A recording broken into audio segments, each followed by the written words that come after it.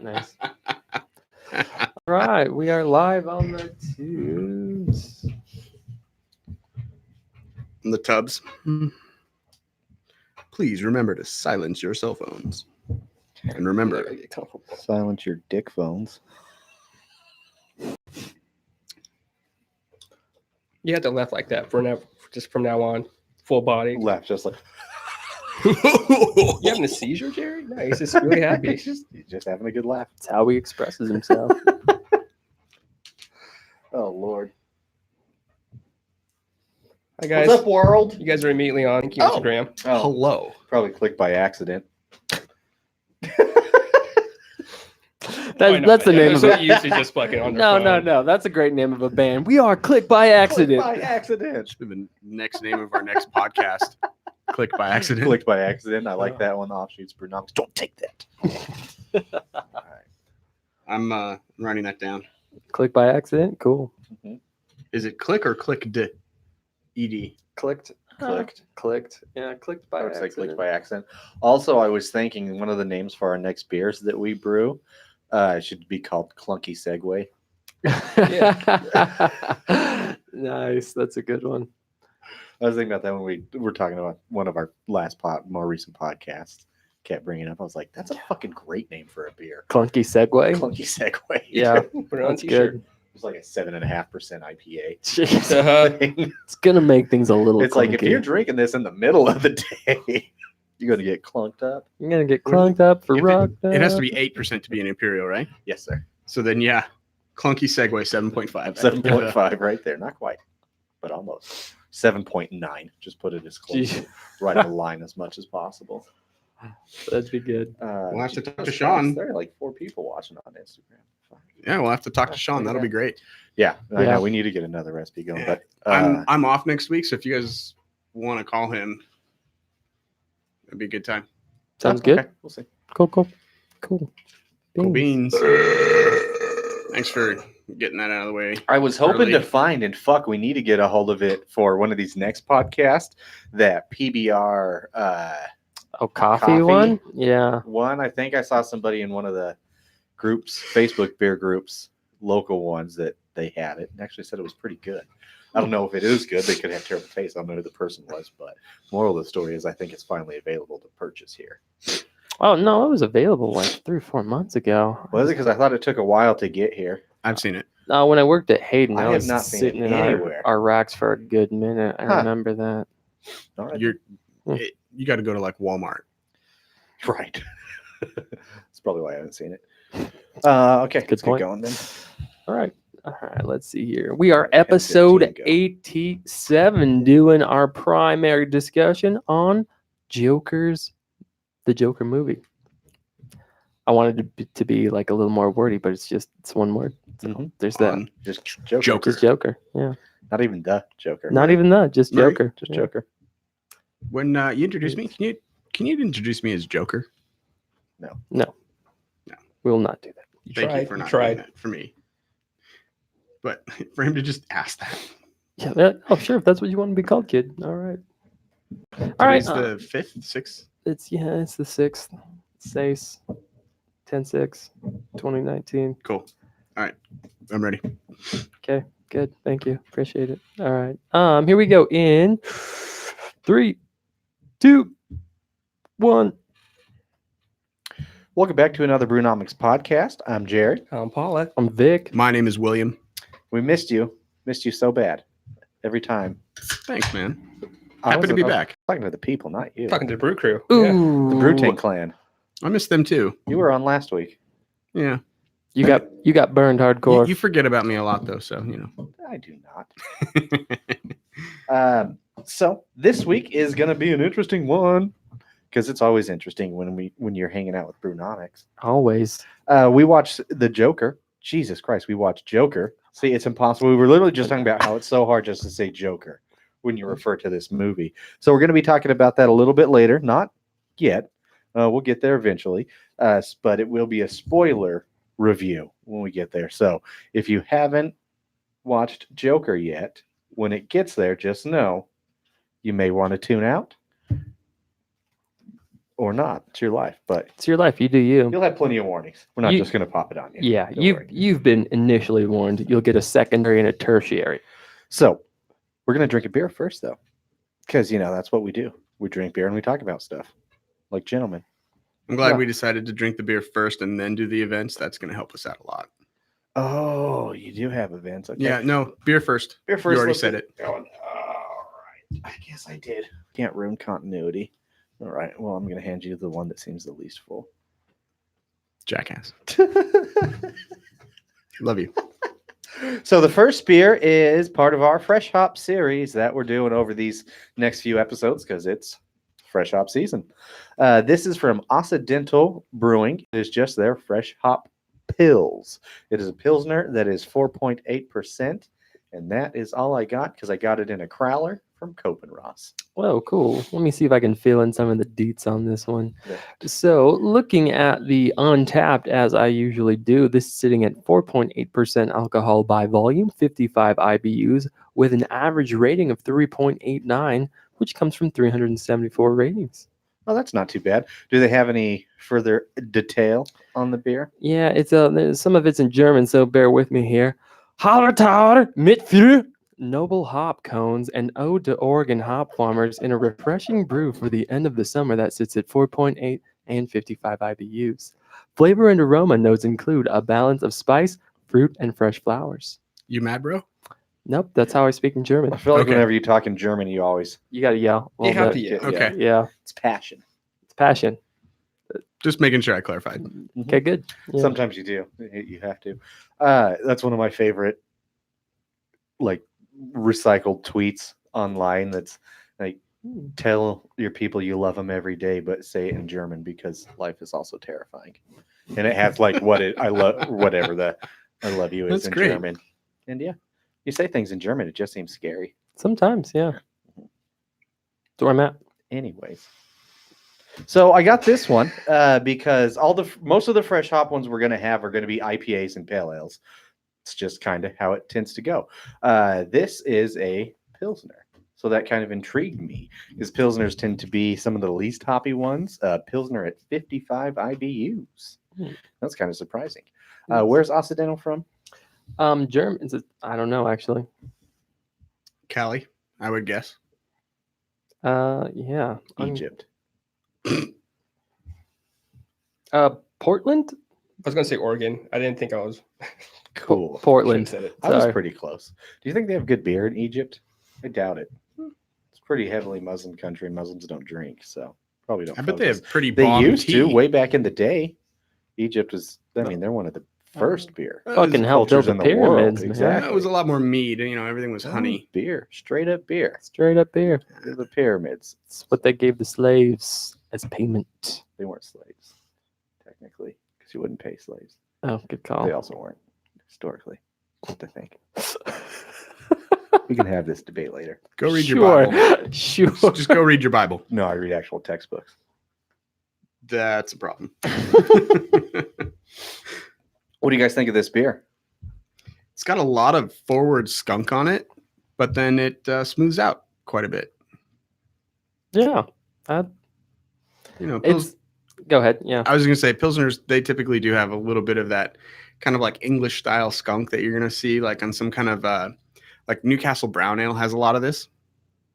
But yeah, I don't know. Pilsners I find have this, and it's kind of a weird thing at the beginning of the beer, but once you move past it, you're fine. A lot of people like that, though. That's true. Beers in green bottles tend to be skunky. Mm-hmm. Touche. Yep, true that, true that. Easy drinking.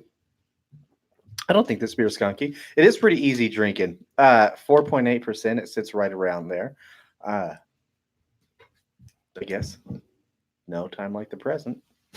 Might as well rate it.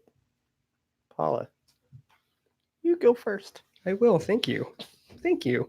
3.25. I enjoy it. I think I would. I mean, you said 4.8 ABV. Yes. Smash like a 12-pack easy. Call it a good morning. Go to work. Just nice little breakfast 12-pack. There you go with an eggs Benny. Yeah. do that and crunch some numbers. You got to get your Yep. protein. Yeah. Gotta stay healthy, if anything. Sure. Yeah, 325. Well, let's just go round table. You go ahead, Will. I agree 100%. 325. Yeah, I'll do. I'll hit a 325 as well. Just kind of an unremarkable beer. I can't find anything really unique about it. It is a pilsner. But I can't find anything bad about it A 2. either. Agreed. It is what I'll say about that. So I'm right there with you. I'm 325 in this all day. I think that's the perfect rating. Boy band is in sync tonight. There you go. Good wordplay. Nicely done, sir. Big ups, man. Big ups. Shall we get on to some news? No, I got events. Oh, yeah, that's right. We do those now. October 10th, next weekend, or this upcoming weekend from whenever you're hearing this, there's the Fresh Hop IPA release party at Edge. October 10th is a Thursday? Yes. Oh, I don't have my calendar out. I don't know. And also Edge Brewery, if you're in the It is. Boise area, they are now open it's a Thursday. downtown on 10th Street. That's right. So they're having a beer release party there. I would Oh, guess, cool. On the 10th at 10th. Okay. Wordplay. Yeah, took you a minute. It's okay. On the 12th, that Saturday, from 12 p.m. to 8 p.m. is the Hoptober Festival at Boise Brewing. There are going to be 40 different beers, or 40 different breweries, sorry, and over 60 plus hop fresh beers. So if you like, fresh hop beers, this is a place to go. It costs $27 for 10 tickets and a tasting mug. You can pay $35 and get in early if you're, really want to. Or you can just pay $13.50 for 5 tickets. Now, day of pricing is going to go up to $30 and 15. So $1.50, a little tasting token, roughly. Where's that at again? It's at Boise Brewing downtown, which I think is on in between 5th and 6th. Okay. Yeah, that's a good place Broad. because they can actually stop the street without causing too much traffic and set up good Oh, yeah. tents and vendor areas. So, Yeah. 40 plus breweries. Yeah. It's going to be a really good time. that's a lot of breweries. And then 2 weeks after that, October 26th, we already kind of mentioned this one once before last episode, but we have more details for you. The Boise Grilled Cheese and Beer Fest will be taking place from 12:30 p.m. to 7:30 p.m. at Cecil Anders Park, however you want to pronounce it. Cecil. I had it right the Andrus. first time. Yeah, the last name wrong. You got what? Andrus, whatever. You're getting better, boo. Thanks, man. This one is a little bit different in that you're going to have unlimited grilled cheese samples, and you're going to also have beer sampling. But tickets cost $50. It's not bad. But you get unlimited grilled cheese. That's And true. it's what an interesting experience too. How much beer do you get with that $50? It didn't say. Doesn't say. It just says Okay. beer samples. Hopefully it's unlimited beer samples also. 'cause I would then I'd hope be all so. about that for $50. For 50? Dude, Yeah. It's worth it. Yeah. On top of that, you can also buy an $80 ticket, which has an open bar and a VIP private open bar that you get into as well. Oh, so you don't have to deal with the peasants. Yeah, Interesting. yeah. That seems really worth it. Yeah. So, in addition to that, if you go to Boise Beer Buddies, not a sponsor, but we really like their product. It's mostly where we get a lot of our event news and stuff because they're on top of it. Yes, Stacy does all the work for us. Yeah, I know. Thank you, Stacey. We really Kick ass, appreciate Stacey. her a lot. Yeah, if you go to BoiseBeerBuddies.com, you can check that out and sign up. Again, it's cards are $20. Why have A we not year? had her on the podcast yet? We keep trying. She's very busy. Mhm. Yeah. So we'll be reaching out to Stacy here very soon. But yeah, also with that, even if you don't want to sign up to volunteer, if you have a Boise Beer Buddies card, you can get 15% off your price of admission. Oh, Yeah, to the Boise Grilled Cheese Festival. You get 15% Nice. off if you have Okay. a card. does that count towards the $80 one, I wonder? I'd be willing to bet it probably would. So, and I have a list of the names of the breweries that will be at this Grilled Cheese Fest. The Long Drop Cider Company, the Payette Brewing Company, Grand Teton Brewing, Edge Brewing, Sockeye Brewing, Barbarian Brewing, Mad Swede Brewing, Sun Valley Brewing, Lost Grove Brewing, 503 Distillery, Two Town Cider House, Stein Beer, and, of course, Boise Brewing. And that's all I got for news in the next couple weeks. Nice, man. Appreciate it. Yeah, man. All right. Well, look forward to seeing you guys there. Heck yeah. So, you know what I look forward to seeing? Also, Big Mouth Big Mouth has a spin-off new show called Human Resources. Oh, interesting. Haven't heard of that. No, yeah, they announced it on their Instagram Oh. account with a little teaser, and it's pretty much what the monsters do when they're not with their humans. So in like their actual universe, not in our universe, how they get assigned to their people, like kind of a funny little office setting it looks like, but with these hormone monster creatures. That's pretty rad. Right on. Do we know when this starts? No, Okay. I'm not sure. It was just announced that they were doing it. I don't think there's an actual release date for it yet. Oh, cool. Right on. Just that it's going to be on Netflix, and I imagine it'll be hopefully soon. Yeah, you think they would have done it to coincide with this new season 3 that just dropped? It was like announced the same time season 3 came out. Yeah. Interesting. Huh. All right. So maybe by the time season 4 comes around, they'll have this show also. I don't know. I don't know much of the dirty deeds. They just teased that it's going to be happening. Ooh, I those was excited to share it with you, man. thank you. I appreciate that. Thank you. Dirty teasers. Ride my dick. Some days. Dick riding. Obama. Dick riding. Obama. I fell asleep. What? What? Oh, I'm sure. so confused. Okay. What do you yeah. Have you watched Big Mouth? Will? No, I haven't. yeah. I have kids. Stuff like that is very hard to find time for. Yeah, that's fair. That is not one to watch around your children. No. And No. I don't get a lot of sleep. I probably get about 5-6 hours a night, but I kind of need that little amount that I get. Yeah. Yeah. I'm not quite sure how you'd react to it. Yeah, I am intrigued. It'd probably depend on if I got the joke or not. I'm pretty sure if I were to watch it like an I think episode you'd with, get the jokes. with I you just don't know guys. if that means you'd appreciate some of it's gross. It's it's very intense. real gross out humor. Hmm. Yeah. I mean, it's got a lot of heart, though. It really does. It's I clever. like it. It's Yeah. clever. Clever. It was animated, right? Yes. Eh. Nick Kroll. Do you like Nick Kroll? Do you like John Mulaney? I like John Do Mulaney. you like Maya Rudolph? Yeah. It's got a great cast. Yeah. So, Like Jason Matsukas. Are they writing it or are they just voice acting it? Nick Kroll created the show. So it's his show and he got all the actors and he's the producer of Okay. the big dick for it. That's probably apt for, that show. Okay. Oh, it totally is. Yeah. Very Krollian. I got some news. Last weekend, or what? Did you have more on this? No. Okay, just making sure. Last weekend, if you're into emulators at all for like your phone or whatnot, and you guys all have Android, I know that much. So you guys can just have an emulator whenever you want Mhm. to run like old school games. But iOS does not until now. Delta for iOS, even iOS 13 just launched this past weekend. Kind of coinciding with the launch of Apple Arcade, right? And this emulator has Game Boy, Game Boy Color, Game Boy Advance, NES, Super NES, and Nintendo 64 games that it can play On your iPhone? on your iPhone. That's pretty cool. Also, Pretty rad. Nintendo DS support is in beta right now. So it's coming. And this emulator also supports PlayStation and Xbox One controllers. Ooh. Wow. So you actually get you can That choose seems like a really huge good deal for Apple, man.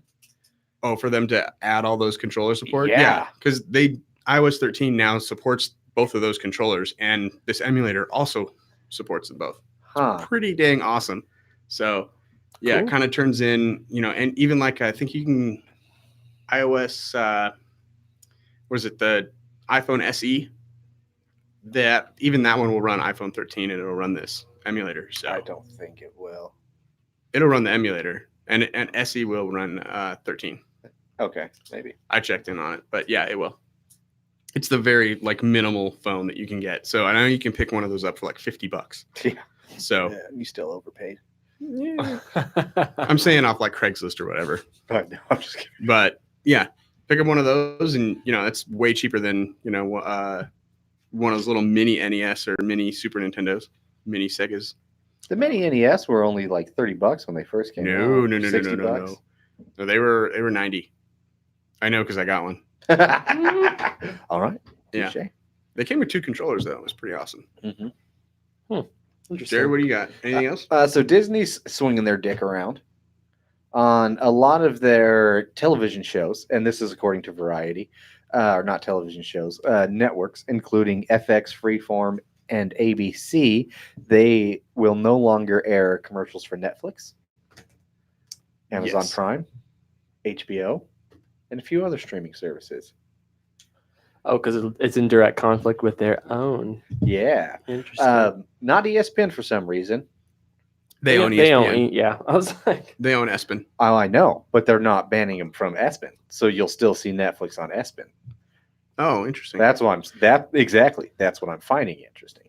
The way you'd phrased it made it sound like they were not banning the ESPN streaming service on the Disney platform. Okay. yeah, Which is why we that's were what confused. Yeah. Well, you guys confuse easily. Well, happens. But I think that, I mean, it does make sense, but it's silly. He's a big dick. That's a big dick. Big swinging dick.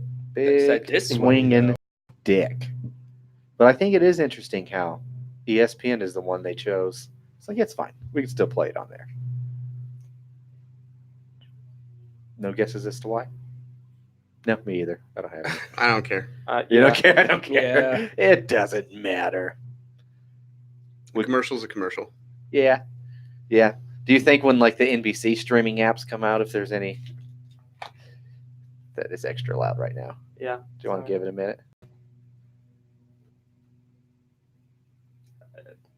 Yeah.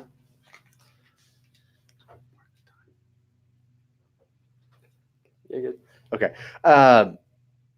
Anyways, I guess we'll move on. I just think that's just like a big swinging dick move. Like, it doesn't really matter. But I guess whatever you want to do. Yeah. Sometimes Disney's getting too big for their own britches. Right. Well, and it's interesting too because it's all money they intake from that. So it's basically like saying no to money in that We don't sense. need which- your fucking money. yeah, well, they're Disney, so it's just a giant juggernaut. So that's kind of crazy. Yeah, it's- Huh. Big old power move. Well, especially with all the acquisitions that they've had. I'm like, you gotta be hurting for doll hairs right now. If you spent billions on acquiring different media rights in different companies in the last few years, like you're bleeding cash. Sometimes I wonder, but they have so much cash, though. Yeah, clearly sitting over $200 billion in profit somewhere. Yeah, I think they've just like literally got an Ebenezer, or not Ebenezer, Scrooge McDuck. Scrooge McDuck. Thank you. Giant money bin that they can giant dive full into. of coins. Oh yeah, Sure. Bob Iger just takes golden showers all the time. Champagne showers. Yeah. And then next up, I guess since we're going to talk about the Joker, let's kind of get into some Batman related news. Do The it. Batman with Matt Reeves. Get in it. So he just had an interview with Forbes, and apparently he's trying to make a whole universe with this shit. Not just a movie, but he said he wants to start it out as a trilogy and then some. I heard the news about the trilogy. I hadn't heard about the then some. Mm-hmm. And he is going to introduce, and even potentially in this current movie, Robin, aka Dick Grayson, potentially, theories are already saying leading up to Nightwing, and Batgirl, or potentially Barbara Gordon. Interesting.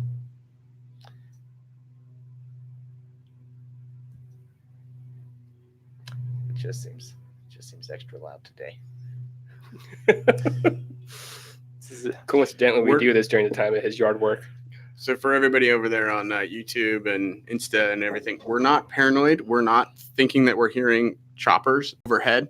What's really happening is there's just a neighbor that we're irate with because he just mows his lawn right when we decide to do this cast every Sunday. He's not really like super consistent about his time because some days he's there, some days he's not. It's interesting. This guy's a dickhole. Anyways, I think it'd be really cool if we went to like a Nightwing spinoff and a Batgirl spinoff. I think so as well, because there's so much awesome potential in the Bat Family I universe think Red Hood that- would do really well. that people want to see that's not just fucking Batman. And Red Hood, I think you're right, would do absolutely phenomenal. People have been clamoring for a Nightwing movie for years now. Lead to Beyond somehow. mhm. So I think it would be pretty cool. I'm pretty curious to see how the Pattinson does. I think if you're gonna go with Red Hood, you gotta introduce Joker as the main villain, either in the first one or the second one, so that he can kill Jason Todd. Well, I guess that depends. Not if you're starting with Dick Grayson, because you could wait a while before you'd have to. So I don't think Red Hood would come in anytime soon. They're going to do Nightwing before they do any sort of Red Hood or Yeah, shit like that. Easily. Yeah, or Tim Drake or anything. They It'll haven't be even Dick gotten to Grayson. Nightwing yet on Titans, so have they? Yeah, no, they haven't. I was gonna say because they've been leading to it, but they haven't. No, I just watched an episode. Fucking cliffhanger. By the way, we can get to that later. But goddamn, It's 8 episodes in season 2. 5, yeah, 8, yeah. I think. All right, 8 and they're or on 9. 5. All right, I'm waiting until they're done, and then I'm gonna. Just binge it. Yeah, All right. I don't I have time can't- to wait around. Can't do that. Yeah, I just watch it like Saturday mornings, like my cartoons when I was a kid. Man. I love that. Oh, that's awesome. I do DuckTales, kiddos. Ooh. Do you guys have any? So I'm really anticipating a Nightwing movie. Do you guys have any Nightwing or I guess even Batgirl castings? If you do a Barbara Gordon Berber Gordon. or a Dick Grayson, Mhm. Oh it's okay to say no. if you no, don't. I'm thinking of the kid. I just don't have his name. Everybody says like Jason Padalecki or whatever his name is from Supernatural for Dick Grayson. I don't know who that is. I don't watch Supernatural. You don't? No. Me either. Okay. I've just seen it on the internet. That's fair. I'm thinking I still like Joseph Gordon-Levitt. I think that would be kind of an interesting element to a Nightwing if that were to ever happen based on the Nolan universe Batman. Isn't JGL older than Robert Pattinson? Yeah. Probably Yeah. substantially at this point. Okay, well, that's all I'm gonna say. That's fair. I mean, he's JGL's a better actor though. So Substantially. substantially. So I figured out who I was thinking of. The actor's name is Peyton Meyer. Yeah, I think he would do a really good job. What is Peyton Meyer from? He's been on some Disney stuff like Girl Meets World, American Housewife, Versus, I think. But he's, nice looking young man. Here, look at the picture. IMDb him if you're at home. Peyton Meyer, right? He's got a good jawline for it, but I have no Yeah. idea who this is. I think he could play Dark. Well, you think of Dick Grayson, you think of his butt cheeks. Let's be honest. Well, Gotta yeah, have a you're good right. old set of butt cheeks. Gotta have a great set of cheeks. man. Maybe Dacre Montgomery. Oh, Dacre would be a handsome good motherfucker. one. Yeah. Yeah. Or let's have him cross universes if we want a Okay. big old peach, and let's have Tom Holland.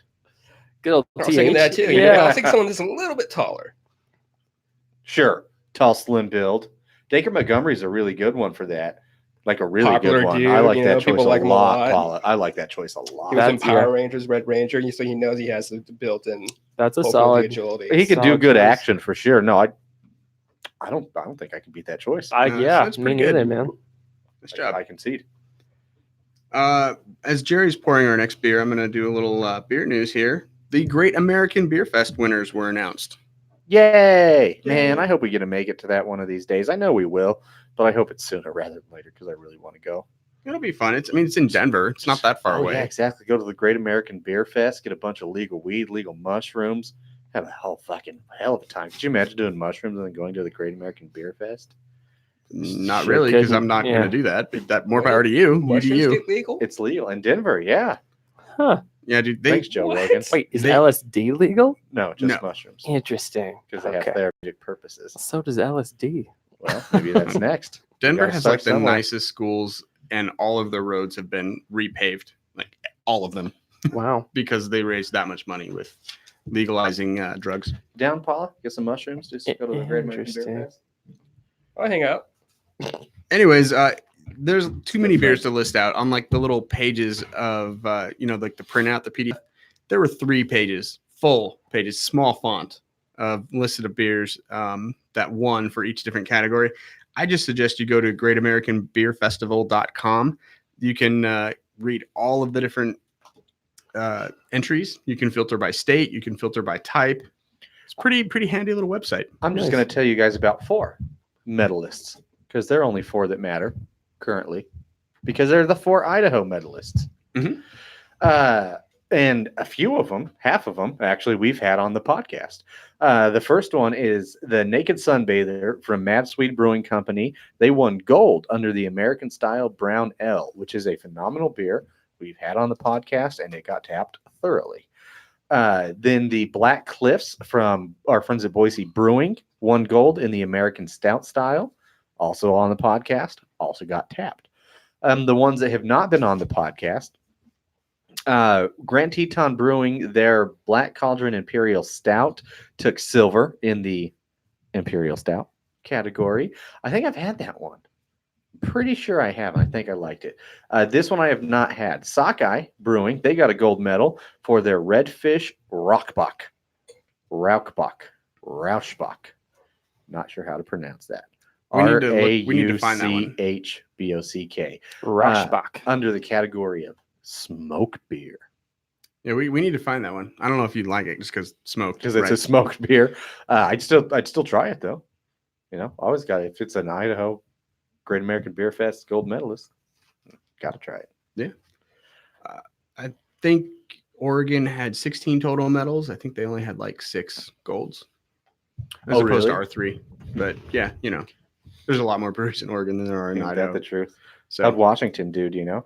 I didn't have time to look it up. Didn't check. Okay. Yeah. So they usually tear it up too, Yeah. along with. Oh, anyway, we'll look it up later. But congrats to those Idaho beers, and if you see them, pick them up. They're fucking winners. Well done, Idaho. They have the medals to prove it. What's the beer that you just poured us, Jerry? I didn't pour a beer. Oh, just kidding. Yeah, I did. This is the Tail Rotor Red. It's a hoppy red ale from Oakshire Brewing. And they are out of Eugene, Oregon. Shit, is that 2 Oregon beers in a row? Whoopsie. This is coming in at 6.4% alcohol by volume and 50 IBUs. Tail Rotor Red or Tail Rotator? Tail Rotor. Tail rotor. ROTOR. Rotor. Cool. Rotor. Like a helicopter. Rotor. I think I got this for like $4.25 on my Washington trip. And, you know, it's a 22-ounce bomber. It should be pretty good. It's from Oakshire. Have we had Oakshire before? We have had a couple. I thought so. They're a respectable brewery. Prospect. Well, let's see how this red goes. You got anything fun on Untapped or a website? Let me tell you, Jerry, I sure don't. You sure don't. It's not. So it does say enjoy fresh, and the price tag that was put on here says April of 2019. So this beer is like 6 months old. Yeah. We're just now getting to it, but we had other beers to get to. Got to pay more attention to that drink fresh instruction. Just got to pay more attention in general. Also, maybe that. So, hopefully, this is still good. Let's see.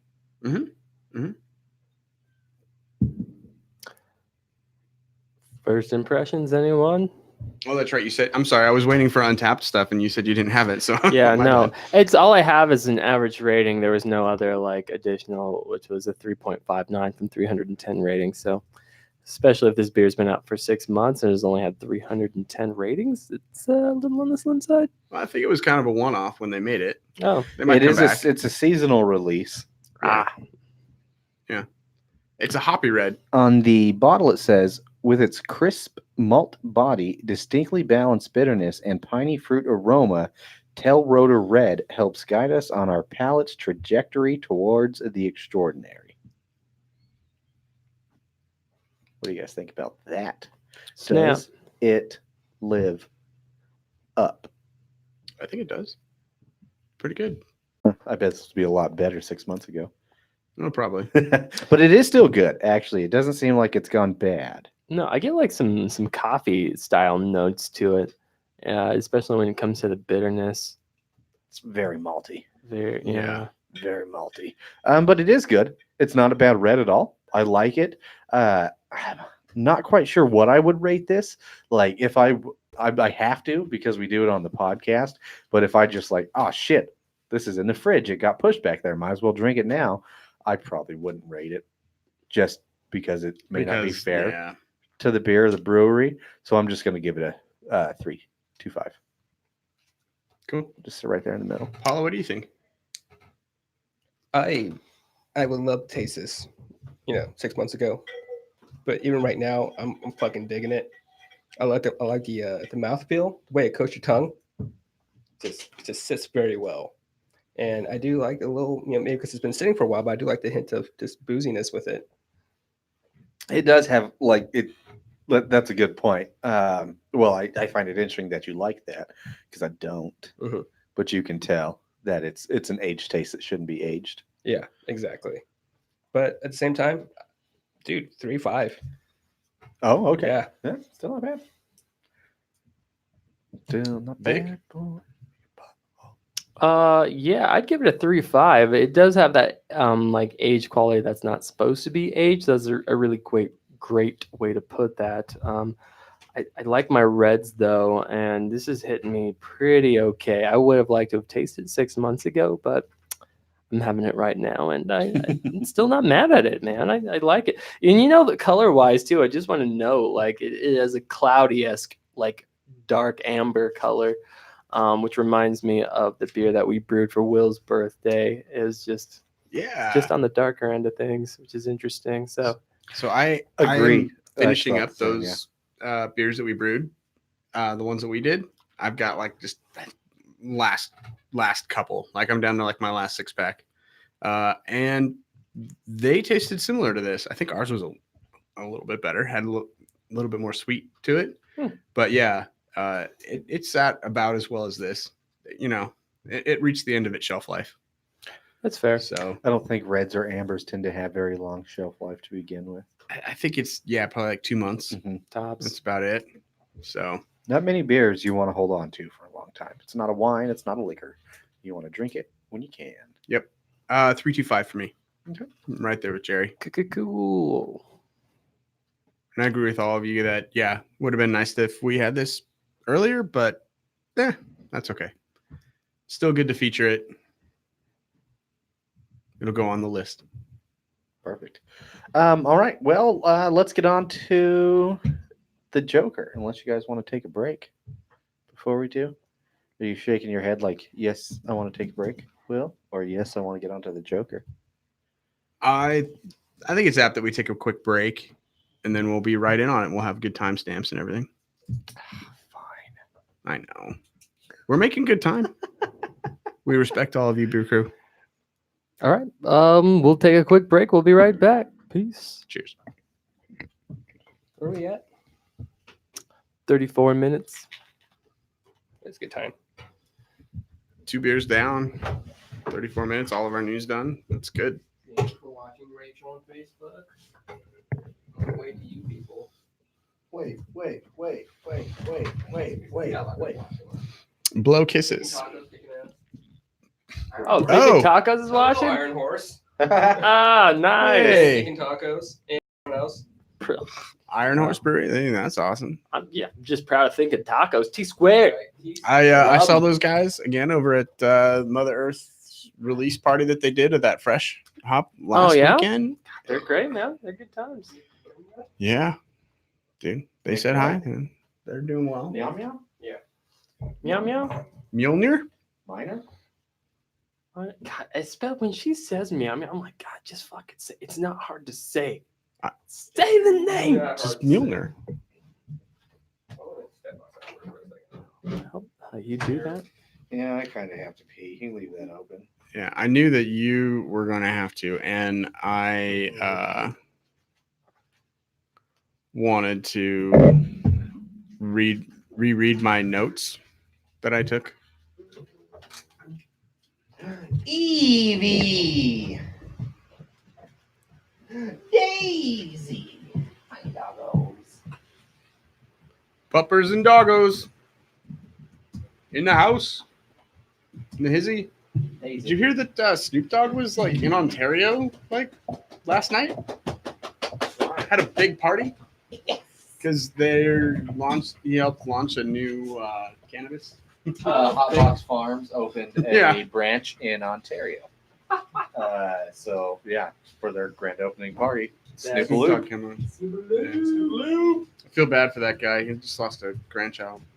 Oh, you did? Yeah. Oh, Jesus. That's terrible. Which is why I was surprised to hear that he was like in Ontario, which is like a town of Nowheresville. Right. Just about. No offense to anybody in Ontario, but It is a small town. Hmm. That sucks. Barley Browns is in Ontario. Huh. It's only like 2 hours away. Wow. We could set up an on location thing. At Barley Browns? Take a day trip on a Saturday Yeah. I think or about that. Sunday, actually. Oh. Now that I'm thinking about it, Wouldn't be opposed to that. you want me to? I'll do it. No, I'll set it up. Oh, I'll really? call them and be like, "Hey, can we come out there and interview you guys? We'll bring all of our stuff." It wouldn't be that bad. Yeah. We could carpool. Nice. That 2 hour sounds fun, trip man. down there, hang out. 2 hour trip back. We leave at like 1:30 in the afternoon. Get out at like 3:30. Go out there, interview them, have dinner, do our show, come back. Wow, wouldn't Be be mad at that. pretty easy. Pretty good day. Be home like around 9:30. Right on. I mean, it's an 8 hour thing, but It's it's fun. yeah, it's a day trip for sure. Yeah, I look at my sketch, man. Look and see where we're going. What are you assholes talking about? Your asshole. This one. Yeah, it's cute. Look, you like it's cute. Like its posts. I like what you did with Make sure you like its posts. the inside of it. I mean, you decorate well. I mean, props to your asshole. Thank you. Try to keep it pretty. Bleach. You know, I just like to go all natural, and people seem to be pretty receptive to it. So, I don't know. I don't bleach either. I heard that's really bad for you. Oh yeah, I'm sure. Fucking bleach your asshole. It can't be good for you. Just burn. It can't be good for you. Don't like porn stars do that? Yeah. Yeah, they can't be good for you. People in California that have nothing better to do. Just bleach your asshole. Mhm. Well, to each their own. I'm sure their asshole looks fine. I guess it'd be a bit more attractive than our assholes. You see that it's like a meme where this guy takes a picture of like Dial soap, like another hand soap, and he's like, "Haha, guys, I used the wrong soap to wash my asshole," and then like the comment beneath it says, "Bill, if there's a girl, I don't think any girl really cares how your asshole smells or looks if she's digging deep in there." Why not? And at that point, I'm just like, well, who felt the need to post this in the first place? Like what asshole? It's like, I guess. Haha, guys, used the wrong soap to wash my asshole. It just seems That's taken from unnecessary. someone's Facebook. That had to be taken from someone's Facebook. Oh yeah, you know? it seems completely unnecessary. And that's like the friend that shares too much all the time. And then someone, it just went viral. Yeah. Yeah, Yeah. Yeah. it's just that literally that's the friend that just shares too much all the time. Yeah. Yeah. Yeah. Way too much. All the time. Salsa or I could probably, yeah. How do you say salsa? salsa. Salsa. It's called Nine Beans and Burrito or something like that. But yeah, they have a really, really good hot in-house salsa that they make. And then they make these things with the chimney sticks or just chimichangas. But theirs, for some reason, they're like the best I've ever had. They're Chimney sticks. amazing. Real quick, how do you guys want to start this off? No, I'm right there with you. Do we talk? Because I'm thinking. So let's do this. Let's get back, talk Joker opening numbers, just pure weekend opening numbers, because those are, I think, pretty big to talk to. That way it'll give us some time to finish up the beer. Mm-hmm. We'll crack the beer, review our ITAF that, and then get into Joker. Okay.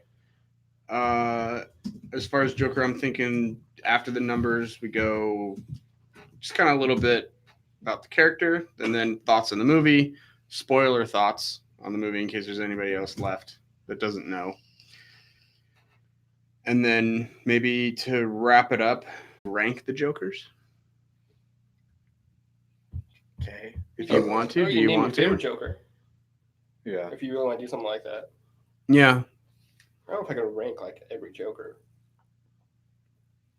I'd have to have some time. And are we doing just live It's not that action? hard. Are we talking animated too? Seeing the whole universe is I was just saying you could put. Oh no, the only animated one I would think I would put in there would be Mark Hamill. There have been some really good ones though. Troy Baker, yeah. Well, yeah, Troy Baker. Who's the black dude that did Joker? Kevin Michael Richardson. Yeah, Oh, He that's did a right. really good- He did good. Animated one. the guy does Bender. I'm pretty excited. Yeah. Speaking of, and I didn't have this in news, but maybe I should have. In November, Harley Quinn is coming out, the animated series on the DC streaming network. That And you just guys know that who- just debuted, I think, right? No, it debuts and the trailer just debuted. The show Oh. hasn't come out yet. There's a movie, but the show, an actual show. It's like the adult themed one where Kaylee Coco's the voice of Harley Quinn. Alan Tudyk is the Joker. I'm so excited for Yeah. that, man. Steve the Pirate? Steve the Pirate, yer. All right, no, never mind. Don't need to rank them. Shit, I forgot one other thing. Jerry, he just said a bad no word. I know. Language. I know. That is America's ass. It is America's ass. I wanted to kind of say something about depression and maybe mention the suicide hotline, but I don't know what you guys think about that. If that's necessary, if we should do that, just make that known. If you want to. Yeah, I don't think it's a bad idea. Yeah, absolutely. either, man. If you Just want I to do support that fully. that, Well, help out Okay. there if you're feeling sad or whatever. Now I need to look up what the suicide hotline is because I'm unprepared. Mine's on speed dial. But my phone's over there. Okay. That's why it's on speed dial. Did you just say okay, Google? Yep. You can just say, okay, Google, I want to kill myself. And it'll say, oh no. All right, yeah. I got it. Do you mind if I do that at the top? National Suicide Prevention. Oh shit! Look at that. Thank you. You Google. say okay, Google, was I a want record. to do this, and And it just pops up. Oh, please don't send somebody. I didn't mean that. You're not alone. Confidential help is available for free. I don't. I'm good. I'm not suicidal. Google. we were Hey, looking it listen, up I'm not suicidal. to help other Do people. not send somebody to my house. God damn it! Now there was something I actually wanted to look up before we got going. We were talking about ranking stuff, actors. It's fucking fine, man. If it's that important, I'll come Did up with you it. guys read that article that I sent to you at all? I started to. About- I was like, this concerned is that it so might have a boring. spoiler. No, in it, so I no, did no. not.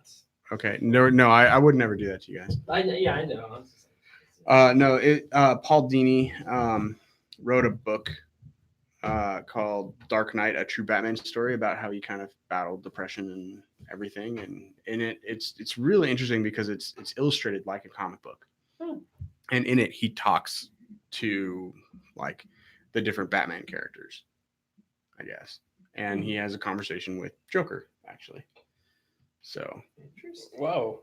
Cool. yeah, and so maybe I'll close on that if that's okay with you guys. Yeah, it's up to you, man. You take it where you want to. Dude, Chris Red was also. That's another stand-up that was in Joker that they didn't say in the video we were watching from SNL. Yeah, Well, that's I right. figured He was another clown. Sorry guys, He I hit looked the mic. familiar. I was like, Greer Barnes, there's another stand-up. All right. I love that Brian Callen. As soon as he started Thank talking, you. I was like, Brian. I love there that anytime wing. you I need was to like, do that. what? That hair is Just for you. absurd. I wanted him to I'm have more glad- screen time. I did Okay. too, man. I really did. But you knew it was him though. Yeah. But Like, that's oh, the thing. that's Brian. I do, and I want to. I'm I gotta make a note so I can talk about stand-ups. Are we gonna pour the beer tea before we start, or the way we just get right in on it? I like You like the sounds? The Okay. sound. You like the Foley? It's okay.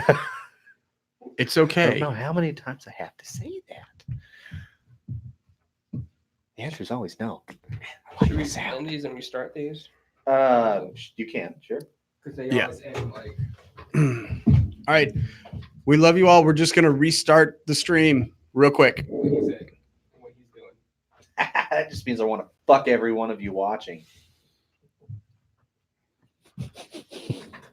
I mean, I'm not. I won't though. Or will I? I mean, there's nobody watching, so I will. I will fuck everybody watching. All 0 of them. Well, I'm watching, so It's a recording. I'll People just- can view it later. I'll just fuck myself. Okay. Glad you figured that out. Glad you figured that out. Yeah, you gotta hit close. Kind And of then I bird would walked us probably around just, there. Yeah, that's good. I don't know if you want to type in there Joker spoiler review. Sometimes I just tap it. Oh yeah, like I usually just hit the voice note. And You do you? Probably didn't hear that. you didn't.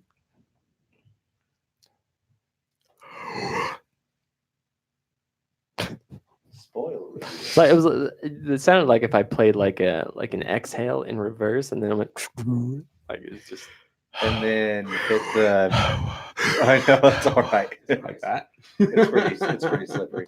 And then what looks like the camcorder. You know what I icon, do yeah, sometimes to just kind of freak my wife and kids out because I'm bored usually in the morning right before I go to work because I'll be brushing my teeth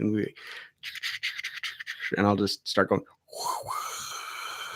Yeah, that's the problem every time. And I'll just like Figuring out that make mouth stability. movements and it'll just kind of sound weird. My kids are just, down. you know, you got the and it just they're just like, all right, and start making up like little rhythms and beats and stuff, and they're just like, that's cute. go daddy, go dad. I'm like, oh gosh, I'm so Okay. white.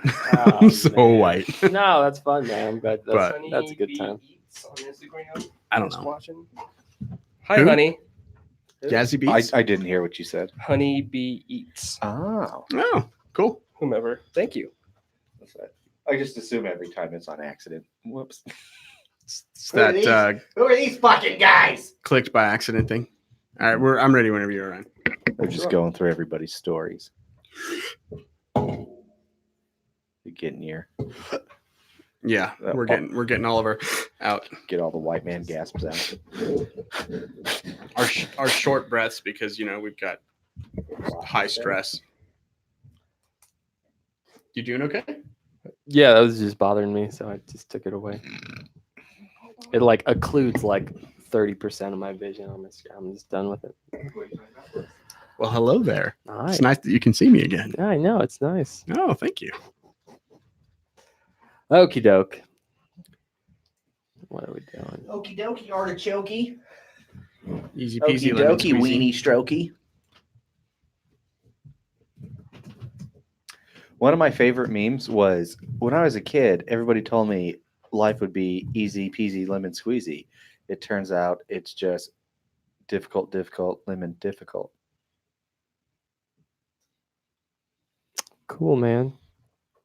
Because it's easy and it doesn't rhyme. It's just difficult. It's an occasional lemon. Neat. I need. It's a very positive outlook on life. After the show, I need to show you my ringtone.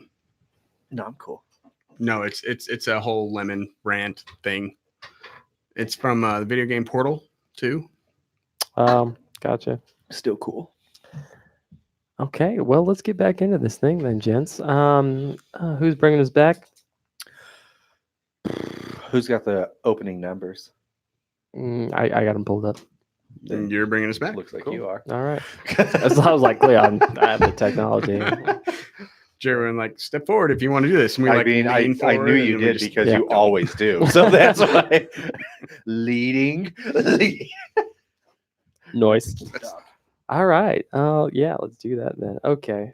And then you're gonna pour a buzzy. Okay, cool. All right. Yeah. Oh, that's why I figure after the numbers, we'll pour it since, it looks like it's just Paul and I left with the October or Amber. Is it just called Oktoberfest? That's all it's called. Mhm. I was a little- Original. I know, I was a little bummed too. Original It's pretty rare that you taste. get an like Powder House because there's their October House, Mhm. but most of them are just straight up Oktoberfest. Oh. Cause I mean, really, like it's the same style because they literally used some of the same ingredients with very slight variation. So like it's just Do basically. you know what mine? I'd have a picture of me on the label, Okay. and it would just be called the Cocktoberfest. It's a great name. I mean, that could be your beer. It had to be around October. It'd be Mhm.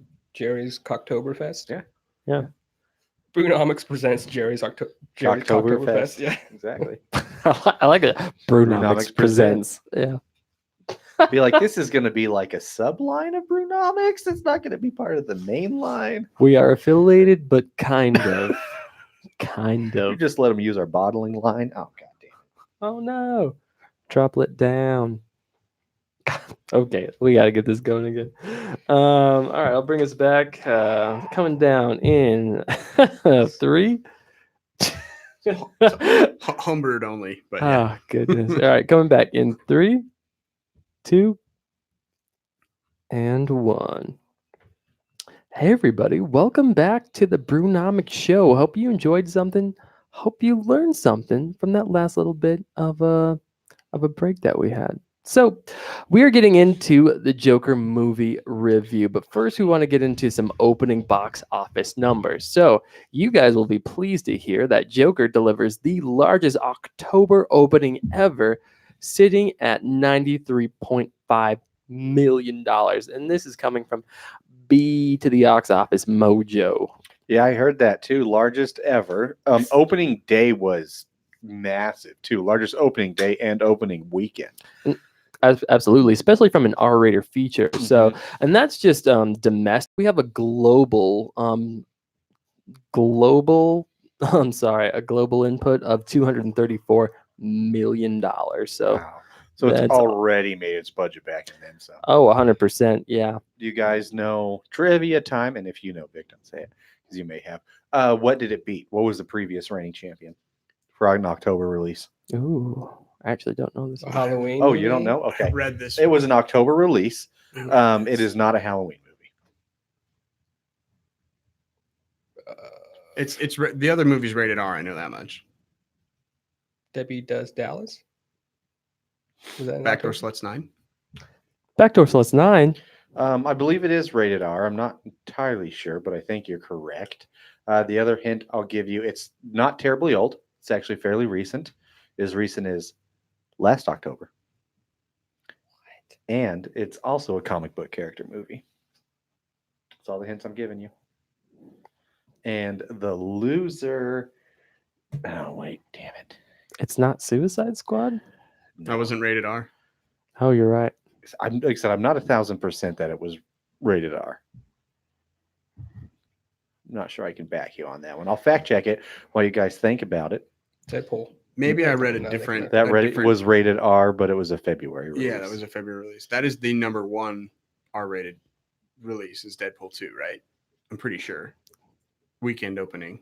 Oh, Did Logan come out during that time? No, Logan was out in May. Think newer, just a year. Newer.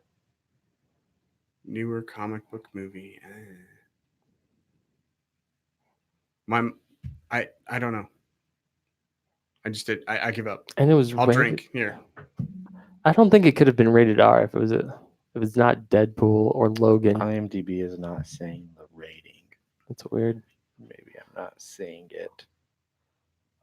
This is great Oh, radio. it is not rated R. It is PG. Oh, okay. Oh, Wow, that's So- different. You are incorrect. comic book character, Mhm. October. And it's just last October. Not rated R. I wish it would have been rated R. A lot of people wanted it to be rated R. Venom. There you go. Dang, you're right. That is 100% there. Yeah. As soon as you said it, I was like, oh. Yeah, I got that shitty Eminem song in my head. Did you guys like Venom? I don't remember what you said about it. No, If you liked it I or did not. not like it. Paul, you didn't hit the like button. You didn't hit the like button. No, I did. But You're I wasn't the one both not setting it a up. live button. Yeah, I actually took myself out of that one because I was literally looking at the answer right here. So Yeah, Thank good- you. good call No, for straight man. I did not like Venom. Okay. So, anyways, but yeah, there you go. So it was, but a hell of a weekend, man. Massive numbers. How many? So, which I was actually kind of surprised by. Maybe it's because it was Twin Falls, granted, but dude, there were like I felt less than 20 people in the theater with me, and I was at the giant screen because they don't have an IMAX, just a giant screen, which is like our normal screen.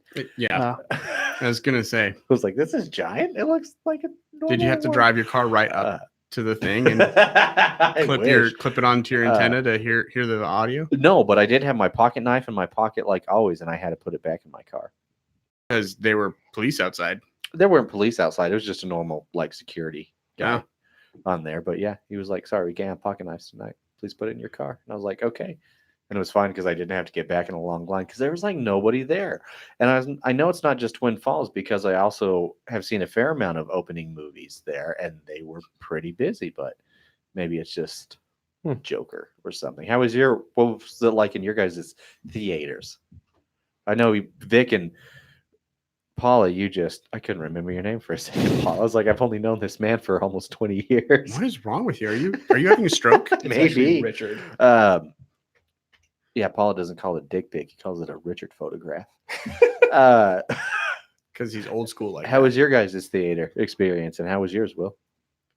But I know you guys just went at noon on a Sunday, yeah, Not packed at which all. I Not imagine is packed at never all. packed. No, It's always no, a good no. time to go see a movie if you have the time. Oh, You know totally. you're not at church or watching football. It was a very interesting The Golden experience. Corral. Our theater was pretty bare, and there weren't a lot of people in there. There was probably like 20 or 30, but it was sitting in at Edwards, kind of bigger theater, which seats about 200, 250 people. So you had plenty of room to just sprawl out. The interesting thing about that one were that some of the other patrons, like there were people in there who added to just the unsettling tonality of the film who would start laughing at really violent and graphic killing moments when there was moments of levity in there, which sort of added. You just To move the closer and closer to the exit Yeah. seat every time. It was, Oh my dude, goodness, it was dude. super bizarre. It Really? really added to the unsettling nature of the film in such a weird way. Like, sometimes I was like, shut the fuck up. You don't need to be talking because we could clearly hear them. But at the same time, You didn't like, get shot. That was like the Yeah. fourth See, time that that's- they had watched the movie, is what you're Man, guessing. no, that's no, it was this like, they were probably between 45 and 55, this interracial couple. And it just was kind of interesting and unsettling, the words that were coming from their mouth and the way that they were laughing. It was scary. So it wasn't like that kind of thing where people get scared and they laugh. It was the other weird laughter. Yeah. Okay. See, I didn't have anything weird in mine. I was just surprised how few people there were. One of my employees though that went and saw it, he said this not like that, but there was one dude there with the big old jacket when it was a really nice day out when he went and saw it, and he was like, "It was probably just snacks, man." He was like, "I don't know." It was hard to watch the movie because I was just like, "Please don't shoot me, please don't shoot me," and I was just like, "God, this shit's getting out of control." It really Uh, is. I really hate is. the fact that we're at that point in our society, especially with something like this type of movie. You breaks know, my heart. my experience was interesting in that I went to the Village, which is probably it's one of the nicer theaters here in Boise. One of Yeah, decisively the nicest, I think. Okay. Yeah. It's the schwanky one. It's so schwanky. all of the showings that I went to were sold out. Really? Just about. I mean, other than like the front, like two When or did three you go rows. see it? I went and saw it Friday night, and Oh, that I makes got sense. in order to get a good seat, I chose to go to like the last showing, which was I think at 10 p.m. Were there popo there? Oh yeah, there were three of them right outside. Okay. Oh yeah. Any security like going through bags or anything? No, nothing like that. Just guys hanging out. They had dogs with them, which I thought was interesting. Hmm. Okay. That Pol- is interesting. Police dogs. Well, and yeah, and that's really their in too. So if they can't search you without probable cause, then the dog would give them probable cause to Yep. search you. So It smells like gunpowder or Yeah. something like that. they're It's trained like- to smell that, man. So that's Oh, yeah. 100%. Like 90% of the dogs that you see at airports are bomb dogs, not drug dogs. hmm Drug dogs are almost like non-existent except for a few local police dogs. It's mostly bomb dogs. So I thought that was crazy. the Super other weird. thing that I thought was interesting was there were tons of flyers about how they would not allow face paint at this particular showing. Really? Yeah. And I read something online about it last week, and I thought to mention it on the podcast, but I didn't think it was going to be that big of a deal at the time. And apparently, yeah, like normally you can wear face paint, but you can't wear masks and you can't wear costumes. But on this one, they weren't even allowing face paint. Well, and part of me can understand that for one reason and one reason alone. Besides, I don't think that's necessarily a media overkill one, which 90% of this, actually 100% of this was. The face paint, I understand though, right? Because this is an R-rated movie, and that was one thing that I really hated when I worked at the bars for so long, especially being a door guy on Halloween when people had their face painted and they hand you your ID and you're just like, or their ID, rather they don't hand you your own ID to you. That'd be like kind of a cool magic trick, I guess. But that's not what happens. And you're just like, I can't be like, I'm sorry, I need you to wash your face. So just from a legal standpoint of making sure minors don't get into an R-rated movie that aren't supposed to, I understand that. Yeah. Oh, that's a good point, man. That's a really good point. I don't know. But still, the adverse reactions of this movie, the fact that we've had to go that far in this country, and one, I don't think we've had to go this far. I don't think any of this reaction was absolutely necessary. A lot of it, in fact, pisses me off. But still, the fact that somebody decided it needed to happen, and then across the country, we're getting checked to go in and seeing a fucking movie. Had to put my pocket knife away. My pocket knife. We got to go on a stabbing spree in there. Not the big old flask that was right next to it in the same pocket. They didn't care about that. Didn't give a shit. Get fucking drunk all you want. Just make sure your knife's in your car. That's all. Wow, priorities. Like- Priorities, man. Priorities. Yikes. Anyways, you guys want to drink another beer? Yeah, Because I feel like I need one after this. Let's do that. So this is our Oktoberfest, another part of the theme from these few weeks here. Always got to have a good Oktoberfest, but we're also doubling down on this bitch for our I Tap That segment. This is from Sawtooth Brewing out of Haley, Idaho. This is their Oktoberfest, or as they like to call it, Oktoberfest. Will and I were having that conversation over the break, how it's hard to come up with a clever name for Oktoberfest. Most breweries, it's just like Oktoberfest. You don't really get any fun names, which of course we're suckers for on this podcast. Yeah. We are suckers. This is another one I picked up a crowler of at Ross, so it's pretty fresh. But of course, I don't have anything as far as a label goes when it comes to info on the beer. You got something for us, Vic? Sure don't. All I have is that it's 5.4% alcohol by volume and 32 IBUs. But here's the thing that I'm noticing is an Oktoberfest, so there's really not a whole lot of descriptors involved here. Because if you think about it, all Oktoberfest beers are really a small variation on a very, very basic style of beer. It's just a Marzen, which is a dark lager. Yeah. That's all it is. So it really is just a slight variation. So sometimes you'll get some that like to play with some sweetness or maybe some spices, throw in some honey, some vanilla, some cayenne pepper. I don't know. But mostly you typically don't. So, but that is the other thing, that an Oktoberfest is a really, really good beer. Mhm. But Sawtooth is a small brewery, and from what we've experienced with them, well, they do have, no, actually Sawtooth does have a pretty good website. I think they actually have one of the better ones. They're the recall right. outlier, if I Mhm. remember. Yeah. So a lot of these breweries don't have ones, but yeah, Sawtooth, actually, I retract that. They do have a good one. Yeah, your Oktoberfest, they're going to be like, this literally is perfect for an I Tap That segment because, you know, it's supposed to be your all-day drinker. It is, and it matches our season, which we'll like to do sometimes. It's perfect for that. And of course, if you're new, what's Oktoberfest? That's not the question. The question is, what's I Tap That? Our Tap That segment is when we get a beer from Idaho, since we're an Idaho-based podcast, drink it, and then judge it on all things: price, taste, drinkability, redrinkability, and mostly how much of it we want to drink. We're going to put this in a keg, drink it at a big old party over the weekend, invite some friends over. Let's find out. Let's find out. Ooh, That was somebody else's cue. Go. wee. What's up with that? What's up with that? Nice. Paula, you're so quiet. Sure tastes like an Oktoberfest. Sure does. Right, exactly. Now there are different Oktoberfests that do have distinctive tastes. I didn't want to bring this up earlier when I was drinking this because I was like, we're talking about this Idaho beer, not another Idaho beer, one of which is an Oktoberfest I really, really love. But I'll bring it up anyway. White Dogs. Oh, see, I haven't had theirs. We need to have that on the show. Maybe we'll do that next week. Let's Super get the White good. Dogs and compare that because I want to actually. Maybe I'll go pick up a. Because I know on Mondays White Dog does $7 growler fills, but I don't know if I want to get a growler on Monday and wait till Sunday to drink it. That's a good point. I didn't know that. Mhm. That's very cool. So yeah, there you know if you want a growler fill on Monday though, go check out White Dog. $7. Yeah, I Dude. DM'd them about it and they were on a Monday and they're like, yeah, come on in, $7. Dang, that's a good deal. That's a shout out to White Dog if you're ever in Boise or where's their other location? Wyoming or Montana? No. It's one of the two. If you can find White Dog, hey, go get it. $7. That's cheap. And the nice thing about us too, White Dog's literally about 5 minutes from here. So Yeah. it's It's just just down in the the hill. Mhm. outskirts of downtown Boise. Mhm. super Where rad. Table Rock used to be, which was one of my favorite breweries in Boise. It was an old school microbrewery, one of the first ones. And they still have two of their recipes on tap.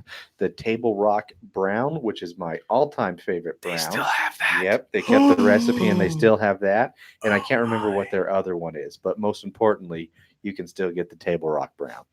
Okay. That's pretty You rad. know what I'm doing next time I need a growler fill? Tomorrow, $7. Yeah. Yeah, tomorrow I will need a growler. Yeah. What are the odds? So, anyways, back to this beer. Back to So, Sawtooth. what do you think about this one? Like I said, I still really like this one. It is just an Oktoberfest, though. Doesn't really have any standout characters, but to me, the nice thing about an Oktoberfest is that still means you're a good beer and you did a good job. Exactly. And so I'll give it a 3.25. And you know what? 'Tis the season. I'm tap it. Oh, 100%. I tap it as well. What would you rate it? Probably 3.5. Nice. What about you two? I gave it a 3.25. It is your standard Octo, but Mhm. again, you're just able to have fun with it. Yeah. Such drinkable beers, man. Mm-hmm. So would you tap it though? Yes, I would. And Nice. it gets tapped. We need a You're, seven. you're gonna be fucking it the whole time, just being like, oh, I wish you were a White Dog. We need a Make love 3 to her. out of 4 percentage or 75%, mandate in order to tap this beer. So it gets tapped. I would also tap this over other, some other beers, but I feel like Mr. 3.25 tonight as well, because that's what I'm going to rate this. This is my third in a row for tonight. Yeah, I'm pretty close there with you too, not too far off. So it's like, yeah, these are good beers, but nothing super standout. It's nothing to write home about. Yeah. It's not like last week where it was like everything was so close to being Brewnomics recommended. I guess we'll see how we finish on this next beer then. But before we do that, let's talk about Joker. Well, what do you want to start You with, guys man? ready? Yeah. You guys ready? What I would like to start with, really just the one question when it comes to the Joker is, what do you guys think about his laugh? I thought it was great. I thought it was phenomenal. So I that's how the movie opens. Yes. It opens with him in a dark room talking to his shrink, and Not even a shrink. It's I not. don't even No, know it's if you a could call that like civil a worker. pretty much a social worker. Yeah, and you just hear his laugh, and it goes, and then it keeps going. And the crazy thing about this laugh is that you hear it, and you can't quite tell if he's laughing or crying, Or about to throw up. and it's kind of on the verge of both. And when you see his face, it looks painful, but it sounds like laughter. It is. And we'll get into why that is in a little bit. I don't want to get into that too quick, but That's cool. it is kind of interesting because he does have two laughs, right? He has that one that we see in the beginning, and this other one that we see a little bit later in the movie that's almost like his forced laugh that we see a few times in it. One bit where he's at a stand-up show or trying to, watch and take notes on others and clearly laughing at the wrong parts or something he knows he should think is funny, so just laughing unnecessary. So he has these weird, distinct, different laughs, and Yeah, they it are changes. both just. Oh, he did. Can you give us an impression? Oh, I wish. I need to work on it, but All right. Okay. So do you mind if I try? go for it. Yeah. All right. Let's do it. I'm gonna So take my his headphones off first one is yeah. You all take out your earbuds. You're like, I don't know what to do. So apologies if I mess this up. But his first one's like, it's kind of crying, kind of laughing. The second one is very much like where it has that kind of like almost annoying little sharp bit at the end, where it's forced. Yeah. And you can kind of tell, but I thought there was super brilliance in the laugh. That was one of my Oh, yeah. favorite bits. Felt the quirks of because I had problems with its portrayal, but overall I really liked it. And that was a thing that really sold it to me is what they did with the laugh. Just again, not how he had his two different ones, but the reasoning behind it.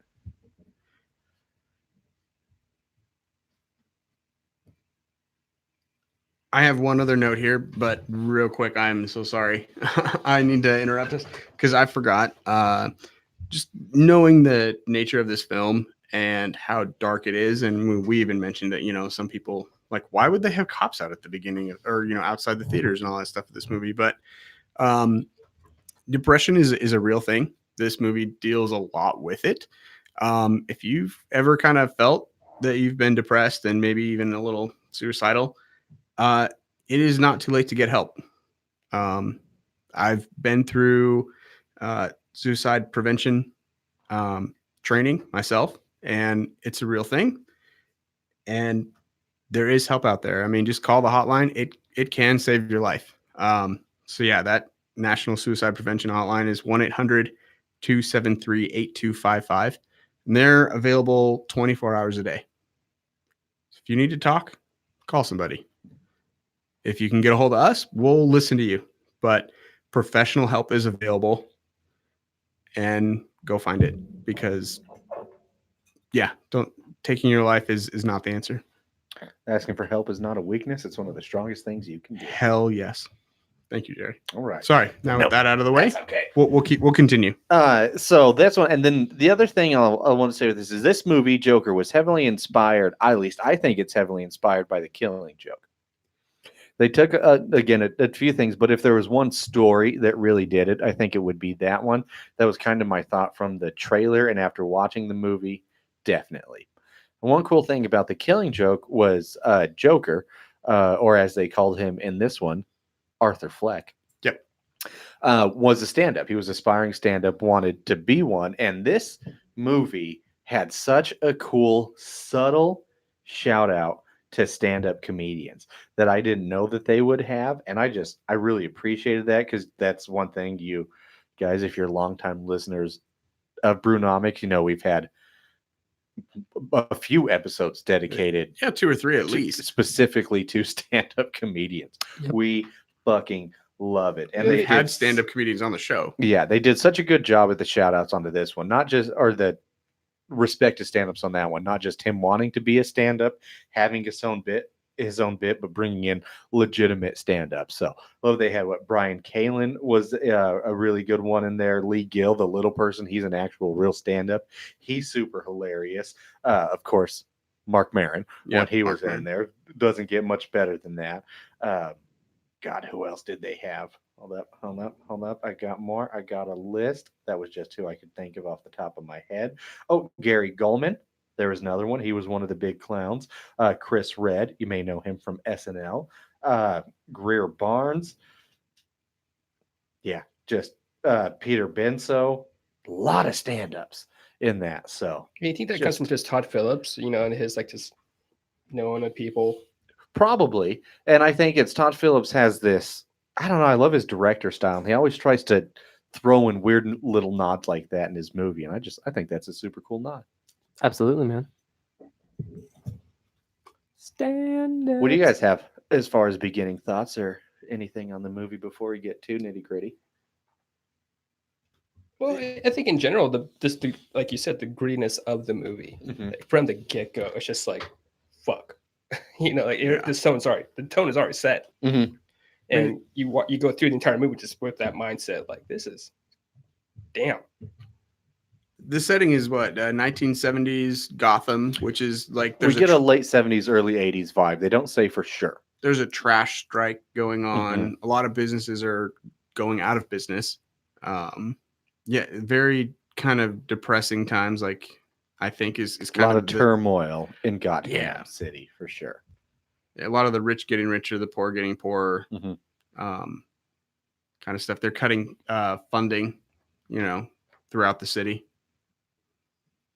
So yeah, it is kind of interesting. So it starts obviously with him trying to do his meeting with his social worker.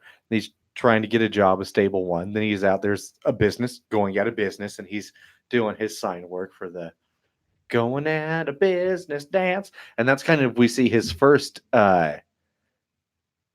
just that's one interesting thing that I liked about this was it was all the Joker's very well known for chaos, right? So none of the stuff that happened to him maybe should have. It was all just kind of random acts. He wasn't targeted. It's just wrong place, wrong time. Kind of fucking sucks to be you, Arthur Fleck. Like gets his sign stolen. He runs and is trying to get his sign back and gets faced with it and jumped by a bunch of fucking kids.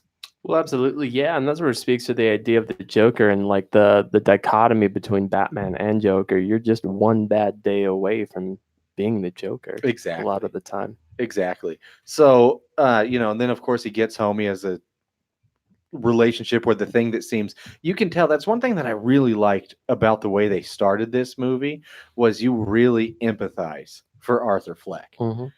With the scene of him getting jumped, with his relationship with his mother, how he seems to genuinely care about her, and that's who seems to keep him grounded in the meantime, trying to be a good person and trying to have aspirations. But there's something wrong.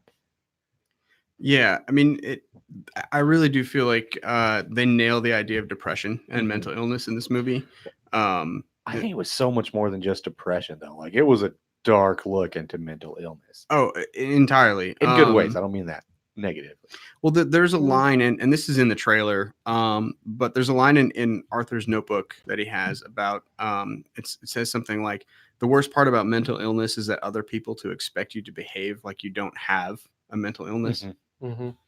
Mm-hmm. I think that's extremely true. Mm-hmm. It is true. It absolutely is. This country's had a big problem with talking about mental health issues. So hopefully if this movie does anything and pushes that in a forward direction, it accomplished a huge feat, in my opinion. I would hope that would be the direction that this movie would push. Yeah. But so then we get back after he gets beat up. He's on the train, sitting there, just mind his own business. And then this little kid's just staring at him. And of course, he's a clown. So he decides to start making faces at him. And the kid's laughing, and the mom just kind of unnecessarily snaps at him. Why are you bothering my child? Or don't bother him, whatever. Like, I'm not bothering him. She snaps at him again to shut up. And then he just starts with that kind of real uncomfortable laugh that we see in the beginning of the movie. And she asks, what do you think something's funny? And that's when we see he hands her the card that says pretty much, sorry about laughing. I have a neurological condition. Can't help it. Cause me to laugh when I might not be sharing your same feelings. Inappropriate situations. I apologize. Please return this card.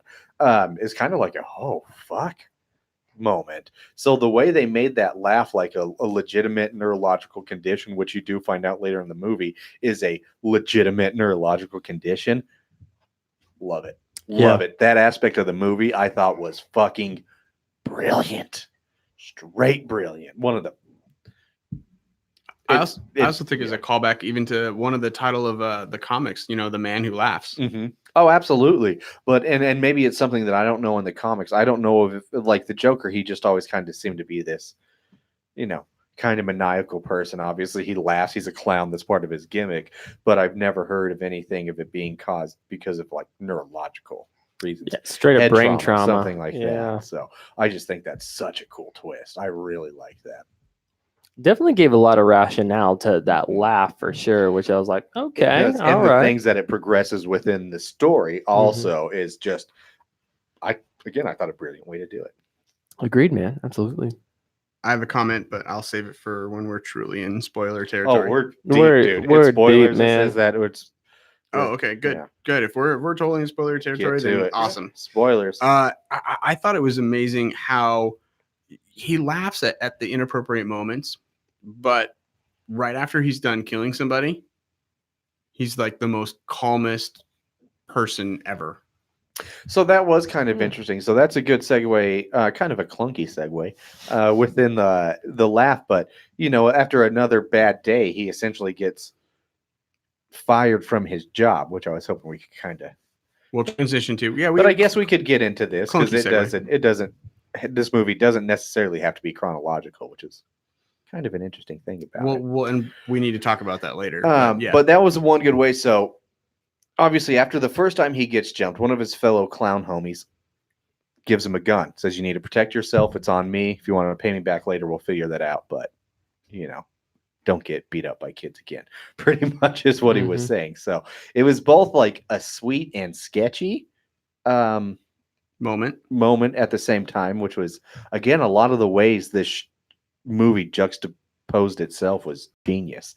But then he's, has an event at a kid's hospital, if you're happy and you know it, doing a dance, trying to cheer him up, stomping on the floor with his big old clown shoes, and a fucking gun falls out of his trousers at the children's hospital. What a time to be alive. So he says it's a prop, plays it off, picks it up, runs away. He, gets a phone call from his boss, obviously, because a gun fell out of his pants at the children's hospital. Even in the 70s or 80s, that wasn't cool, it turns out. So at least it's nice to know. I don't think there's a time that that should ever be cool. So he gets fired. And of course, he's on the train, sad clowning it. And then this was one weird thing to me. So this is Gotham City, which is pretty much New York, right? Or New Jersey. New Jersey, Newark, something to that effect.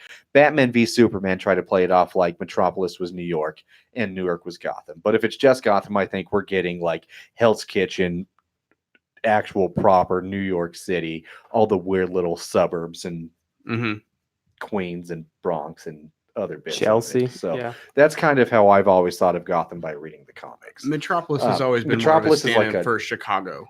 Like a big, clean Chicago. Oh, the city of tomorrow, man. Yeah, absolutely. Exactly. But anyways, it's this massive train, and there are 5 people on it.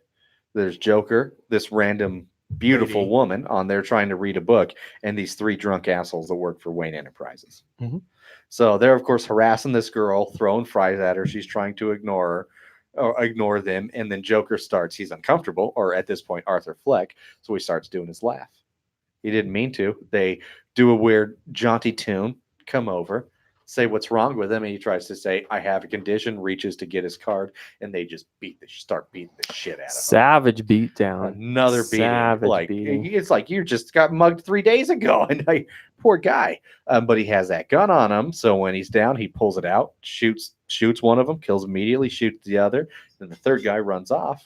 And then he's like, "This is kind of fun."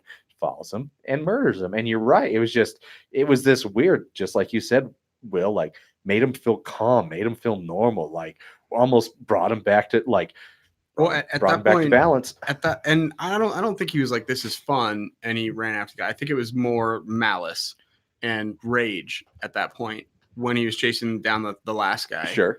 And I do think that the reason why he became calm was because he was retaking his power. I mean, he was using violence and anger to feel power over somebody, and it's kind of a new feeling for Arthur at that point. Oh, I think it's fair to say that's the first time he's ever felt power in his entire life. Or even semblance of control, really. I mean, yeah. Like, yeah, definitely driven by vengeance at that moment in time. Like, this is the last beatdown I'm going to receive today. And it straight up was in that film. So, yeah. So he runs after that. He runs up the out of the train station and finds a bathroom and starts doing what I can only assume is kind of like a mental exercise to try and feel in control after the rush, and he starts hyperventilating and he starts doing like, was it Tai Chi or something like that? Yeah, interesting little Joker dance. Yeah, he starts I'm doing trying- I this. wouldn't say that it was Tai Chi, but It's like I martial think to arts. him a little bit. To me, no, it was just. I think it was just the way he moved because he was an interesting man. I think it was a celebration dance for him. He won. He felt powerful. He knew he could do this. I don't necessarily think it was a recentering thing for him. He figured out this is where I belong, and it was like a celebration. Of being in the moment. Mhm. Okay, all right, that's actually a very good take. I agree with Jerry on that one. I'm trying to remember the exact piece, but yeah, that's what it sounded. That's what it looked like to me, Mhm. anyway. Well, I have in my notes here that I was extremely impressed with Joaquin Phoenix's physicality in the movie.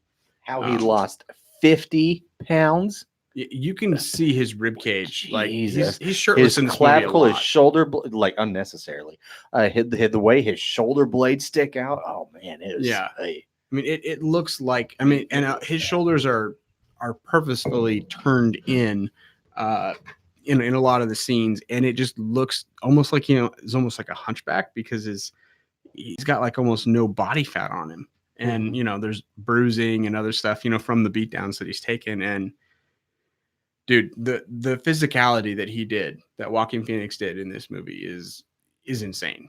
Yeah, he did a lot of gesticulation, which is like just really the movement of your body as far as it sort of revolves or involves your expression of what's going on in your life right now, which is quite interesting. Yeah, I could definitely see what's called your xiphoid process. For those of you playing along at home, that's directly underneath your sternum and your rib cage. It presents as sort of a diamond-shaped option there. You're not usually able to see that, which is kind of interesting. So that once again, another tribute to the amount of weight loss that Joaquin Phoenix did in that movie is pretty interesting. Well, I mean, everything from also like how he just walks, like his gait in it is very much like kind of shuffling. Absolutely. Well, and we call that we call that in mental illness the Thorazine shuffle. So somebody who's definitely on, he has 7 different medications. They said in that movie, somebody who's on that many, let's say, antidepressants, neuroleptics, also known as antipsychotics, it definitely changes the way that you walk and the way that your movement is concerned a lot in the movie. And so once again, a tribute to Joaquin Phoenix in the way that he acted and behaved in that particular way. He also moved in such ways where he was just demure, inconfident, low self-esteem, very depressed. He says he just got negative thoughts all the time. And so having his shoulders turned inward, making himself smaller than he usually is a lot of the time, just really added to how he felt about himself in a lot of ways, which was quite good, the way that he acted that. So yeah, once again, Joaquin Phoenix did an incredible job acting in that film, and just the way that he absorbed all these different mental illnesses and the way he projected it back, it's phenomenal. Well, and even towards the end of the movie, there's even he even has like a saunter or kind of almost like a half strut to his persona. A little more confident, when he is in full, like on his way to be on the comedy show towards the end. The way that he walks is, he looks taller. Mm-hmm. Yeah, exactly. He opened himself up. He felt more confident. He knew exactly what he was going to be doing. Point, exactly. Yeah. So it's nuts. Another thing that I thought was pretty cool, in terms of like transitions from like the beginning of the film to the end of the film, was a lot of the score, and just that they kind of started to play on nostalgia a little bit with the Joker from The Dark Knight, where Hans Zimmer, anytime that the Joker was around or was kind of up to something, would play a note on a cello. And the way that he would play that note is by dragging a razor up the string of the cello. I saw this on the bonus features of Dark Knight. Oh. And it created this like really irritating kind of like hum that would give you this unsettling sense of foreboding, right? Interesting. And they used almost the same note in this from a cello, only they didn't use like the razor wire. It was just, very long, slow note throughout the beginning of the movie. But I did notice that, at the beginning, that note felt very flat. but towards the end, that note was so taut and sharp, as it transcended. It was almost like somebody was twisting that cello string, and just tightening it almost to the point where it's going to break, but still running the note over it in that same way. Just very, very subtly, kind of a callback to Heath Ledger's Joker. More pronounced. That's yeah, pretty absolutely. cool. I didn't catch that. I'm impressed. Very neat. You know who I wish, and especially if they were alive at that time, by that time, I mean the time this movie's supposed to be based around, would have done the music for and score for this movie? David Bowie. Oh, That would have been interesting. Very interesting, yeah. Would have been perfect. So let's talk about this, because this is a very interesting aspect of the movie to me, and I kind of want to see what your guys' thoughts are behind it. Let's talk about I don't know what her name was in the movie, if she had one. Zazie Beetz. Yes. Okay, so I guess you could say girlfriend character, The love interest. the love interest. So before he gets fired, that whole aspect we talked about with the issue on the children's hospital, he sees her while he's coming back from his job, another bad day. I think maybe the first time he got beat up. On the elevator, she does this cute little nod to him. I can't let, whatever, doesn't matter. And he, the next day, just follows her around. And then it's like he's home later that night, gets a knock on his door. She answers and says, "Were you following me?" They have this cute little banter, and she just walks off. Like, hey, we should go out sometime, which seemed weird to me. Yeah, generally if someone's stalking you, you don't lean into that one. So Yeah, yeah, a little red especially flag. if you're as hot as Zazie Beetz is. Straight up. So, yeah, I thought that was strange, but they get their relationship going. He talks about how he's a stand-up; she should come see him. Then he does. Then his mom gets sick, and she goes to the hospital with him. What did you guys think about that? I'm trying to think how far into this thought I want to go right now. Well, the fact that Zazie Beetz' character went to the hospital with him. Well, with the hospital, just her whole character, because he gets, fuck it. Again, timeline of this movie doesn't really matter, so we can just kind of push through. We're just talking about plot and character elements. So let's talk about this character element, and in this specifically around this relationship with Zazie Beetz. He keeps going, thinks everything's gravy, while at the same time, towards the end of the movie, his mom is sick. She has to go to the hospital. She's desperately relying on Thomas Wayne's help because she used to work for him like 30 years ago. Keeps writing him letters saying one day he'll write back. And then he gets home after his first date with Zazie Beetz, which was interesting because after this moment on the train, after he does this murder, the first thing he goes is he knocks on her door, she opens, he kisses her, and it implies that they, got busy. got busy. And which again, all right, man, good for you. Should have been a hint. Should have been a clue. But back to his mom, he gets back after that date, and his mom's like, you have to mail this letter to Thomas Wayne. He opens it, and it says essentially that she had an affair with Thomas Wayne and that Arthur is their son. And so he super obsesses and attaches on this idea, has to get a hold of Thomas Wayne. Let's talk about how he goes about getting a hold of Thomas Wayne. Yeah. Since we're transitioning that way. So yeah, in the film, he straight up just goes over to his house. A young Bruce Wayne, just happens to be hanging outside and climbing in trees. He just shows up wearing a red clown nose, trying to be funny and be playful. But I mean, it's super creepy. We have an adult man chilling outside of a house, not having met this child before. Yeah, Bruce would have known better. Yeah, at that, because he's like, was he gotta be 9, 10, somewhere around there, a young boy, but smart enough and affluent enough to where he's gonna be like, look, you're gonna have some creeps. People are gonna come after you. Do not talk to strangers. If a weird fucking clown walks by our fence, you run inside. right. Yeah. I feel like he wouldn't just be like, oh, yeah, he's gonna do balloon animals for me. Yeah, it was really this childlike curiosity that came out from Bruce's end, but the same childlike curiosity reflected in Joaquin's portrayal of Arthur Fleck, which is this interesting piece. Like this, you kind of got that immediate a kinship of like a brotherhood, Mhm. which was interesting. And then, yeah, fucking Which leads to Leads- this thought that Thomas Wayne is his father, Mhm. because there was that kind of immediate connection.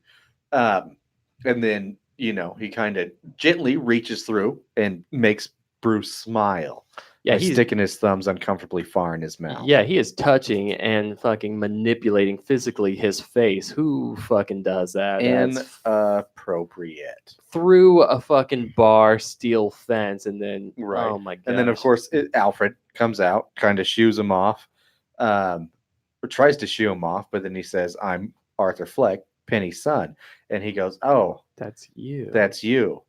Your mom's crazy. She's delusional. All this stuff. You know, you're not Thomas Wayne's son. Get out of here, you scamp." Joker grabs him. Brah, brah, brah, brah, brah. I keep calling him Joker. He's not Joker He's yet. not Joker yet. Just Arthur. Just Mr. Fleck. And then, of course, just runs away. So he's like, well, I'm not going to get to Thomas that way. How am I going to get to Thomas? To prove that I'm the son of Thomas Wayne. Just wants to talk to him. Just wants to know him. I just Yeah. want to talk to him. Sneaks into some movie play. I don't know what they're doing. Waits for Thomas to take a tinkle. Runs in after him. And then Thomas says, or he goes, "Hey, you're my dad." I think that's exactly how he said it. That's exactly how that worked. And That out. was spot on. Spot on. And then Thomas called him crazy son of a bitch, said, "It's impossible for two reasons. One, I never had sex with your mother. And two, you're adopted." Mhm. Joker freaks out, says all these things. Thomas punches him in his face. "Come near my son again, I kill you." Joker goes, "Well, that seemed, Arthur, that's not right. I'm going to go prove my mom wasn't crazy. If she was, there'd be records at Arkham. Arkham. Arkham. That'd be That's when funny. Arthur goes to Arkham. Mm. Martha was there. Yeah. Finally gets Did you say there. Martha? Sorry.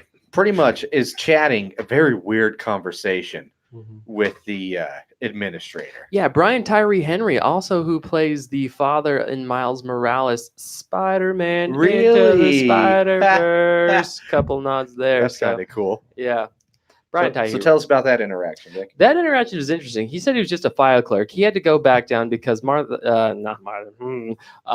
Penny had not been there for 30 years at that point. And generally, the practice is after about 7 years, you destroy the record. But apparently, in this particular case, they just moved those Not in records. Gotham. Not in Gotham. They keep the records in the basement. And so, yeah, he 30 goes down years there. later. 30 years later, he's just grabbing these records, going over what's going on. And as Brian Tyree Henry, the file clerk, gets into it, he's like, "This is a little intense. I need you to have her sign for this." And once that starts to occur, he's like, "Oh, this is serious." And then Arthur Fleck starts grabbing him, and they get into like basically a polling match between the records through this like mesh like metal screen. You've seen that Yeah. great and like all Mhm. movies with police where they evidence lockers where you pass shit you know, Yeah. through a small window in there. So Arthur finally grabs it, gets it out, and runs away. Runs away, and he doesn't like fully run away. He just wants to know, and so Mhm. he ends up hanging out in the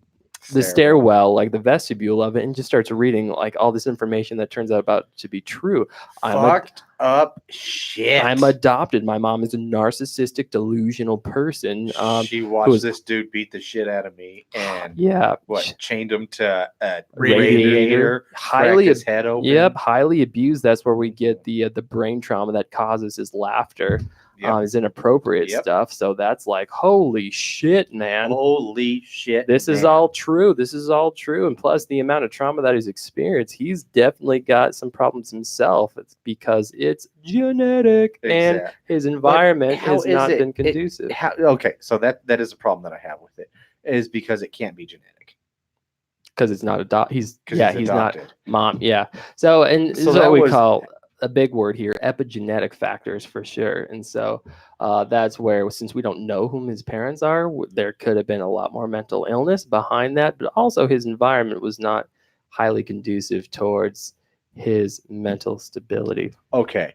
Because, yeah, that was something that I thought was really interesting. So he obviously realizes his mom was delusional. Thomas is right. Alfred is right. Does the only logical thing you can do in that scenario, which is go and visit your mom at the hospital Mhm. and suffocate her to death with a pillow. It's the only thing that makes sense. Only thing that makes sense. Well, and I'm just trying to empathize here at this moment with Arthur Fleck, which means he's been lied to all his life. Terribly Lied to. He has lived a fake life. Nothing in his life has ever been real. Absolutely. And so he's recounting, like he's remembering now that he's been horribly physically, probably sexually abused at this moment in time. Mom stood by and watched and let it happen. There are multiple articles in the newspaper that showed this. And so, yes, he is super angry. He is mad. He wants vengeance. He's like, how could you sit there and do that and let this happen to me? And then he takes her life. Some good old-fashioned matricide. Good old-fashioned matricide. And so that's where it kind of starts to break down with the relationship, right? Because then he comes back to his apartment, itself. Obviously, after murder, it rains. That's just the way it happens in movies. Yep. So he's soaked, gets back into his apartment, creeps into Zazzy's, and he's just sitting there all sad. And she walks out, and you would think, based on the movie, oh, honey, what's wrong? But it's mostly, who are you? Why are you in my apartment? She is terrified. Your name's Arthur, right? Absolutely daughter. terrified for her daughter, trying to remain calm. And then it kind of does all these quick pan flashes that show their whole relationship was a delusion. Did not happen. Did not happen. He was obsessed with her from that one moment she showed kindness to him on Just the the elevator. briefest moment. Just the briefest. moment. And that's all it takes. He held on to that with an obsession. And this is kind of the moment of the movie, at least for me, when I was like, oh, okay, we are dealing entirely with a unreliable narrator. Exactly. Or the perspective of an unreliable narrator. Exactly. Then it really started to break down for me. And then it kind of implies that he murders Zazie, wanders back to his apartment because he has a taste for it now. No, I got the feeling that he didn't murder her or her daughter. Oh, he totally did. What'd you guys think? I didn't think he murdered thought he her. left her alone. What led to that, in your opinion? Yeah. I'm not just the way he walked out. No. He left her. I don't think. Huh. I think he. You did? Mhm. Oh, I think he didn't personally, but okay. Interesting. All right. Anyways, unreliable narrator. It is an unreliable narrator. And again, another thing, I don't ever remember, like the Joker's a lot of things, but the big argument, especially between some of his biggest writers like Paul Dini, is that one of his main superpowers is that he's sane. He's super sane. It's got The super ultimate form of sanity. Yeah. And if you're delusional He's like woke. that is, yes, he's very woke. That's quite opposite of sanity. That's one of the ultimate forms of you've got something wrong with you. And I just don't ever remember that the Joker being delusional. Well, in any other form of media. Yeah, which is fair. And that bothered me a lot. I did not like it. I guess it makes sense as far as the art goes with the story, but that aspect of the story, the whole thing, him being delusional, I didn't like. Because again, that implies that it's genetic, and it shouldn't be genetic because they straight up said that he was adopted.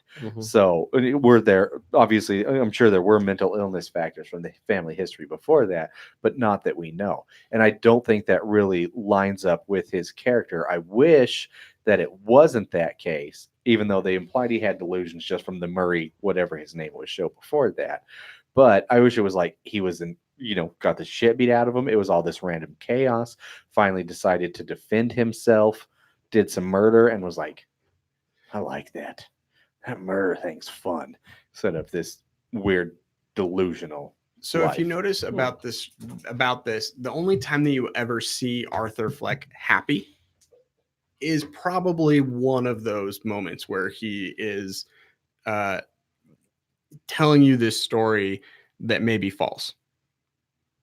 And it's kind of one of the theories, even about the end of the movie, that it could be that this whole thing was in his head, right? And that the whole thing is made up.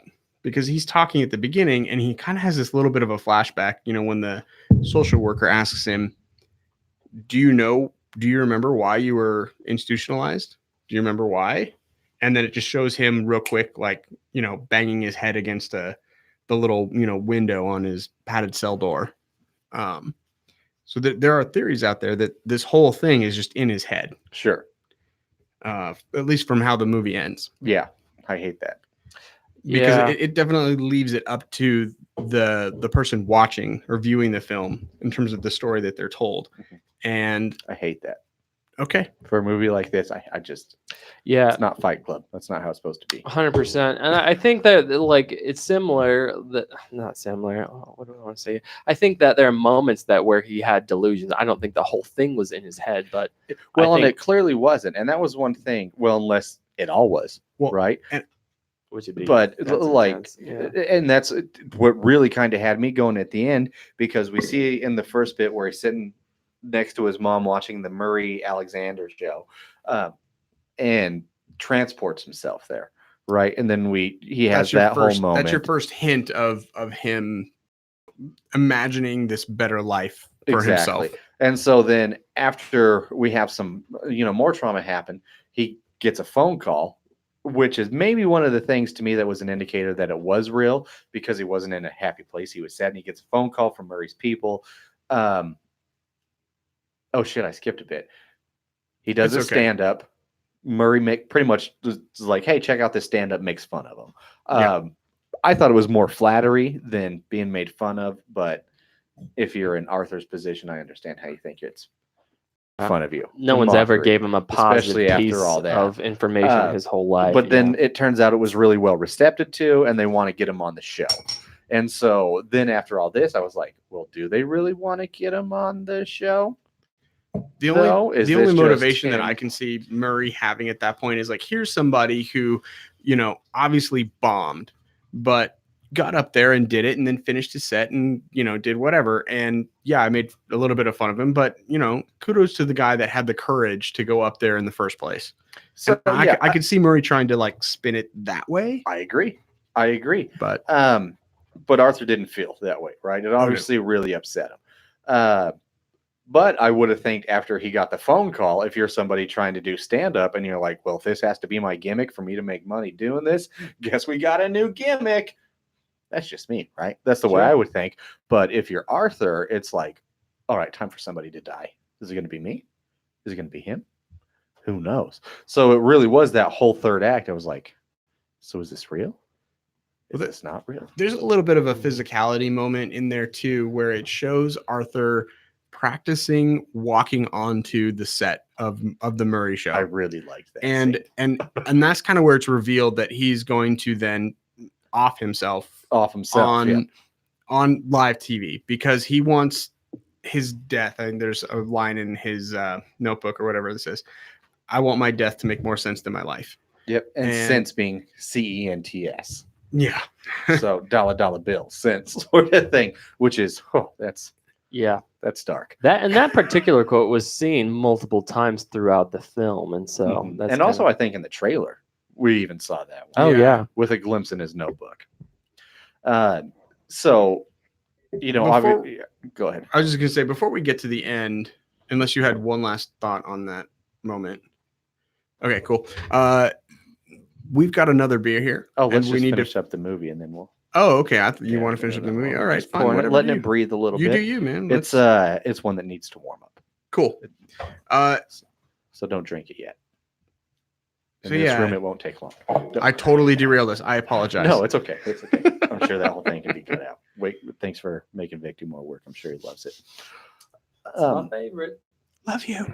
So and that's kind of the thing that I was worried about the third act, but again, him being sad when the initial call came on kind of made me think it wasn't a situation that he would have created these delusions for, right? That was one of those things he created them to kind of create his own happiness in his life, when it was dating this girl after a stand-up set for it to go happy and them to have a fun little date afterwards. So that's where I was like, I don't know. But then he finally gets to the show. Oh, you skipped a bit. Okay, tell me go ahead. You skipped the moment that, at least for me, was like the highest point of tension. It's right after he gets the news that he's going to be on the Murray show. Yes. Thank you. We need it. Yes. He had just dyed his hair green and he's starting to apply the makeup. He's getting ready. He's doing his prep work, if you will. And he gets a knock at the door and his coworkers come over. The guy who basically set him up with the gun at the beginning, who at this point, Arthur is now blaming him for the reason why he got fired. Well, and because the guy says this gun's a gift, you need this, and then after Arthur gets in trouble, he turns around and says, "Hey, he bought this gun off me. He came to me seeking this," sort of thing. So unnecessary flipped the story and made Arthur look like a liar when Yeah. he was a liar. It's not cool, man. And then he also Cool. he comes with the other The little person. professional clown. Yeah. And what? No, go ahead. That was a great part of the movie. I'm glad you brought. Yeah. And for me, this was like one of those moments where I noticed, because he kills I forget his name, but his coworker I can't remember with scissors, very graphically, which was done well. The special effects and the makeup and everything, I think it was a practical effect. No, that guy's really dead now. Oh, That was real life murder. oh, This was a snuff film. oh. Oh, I don't like that.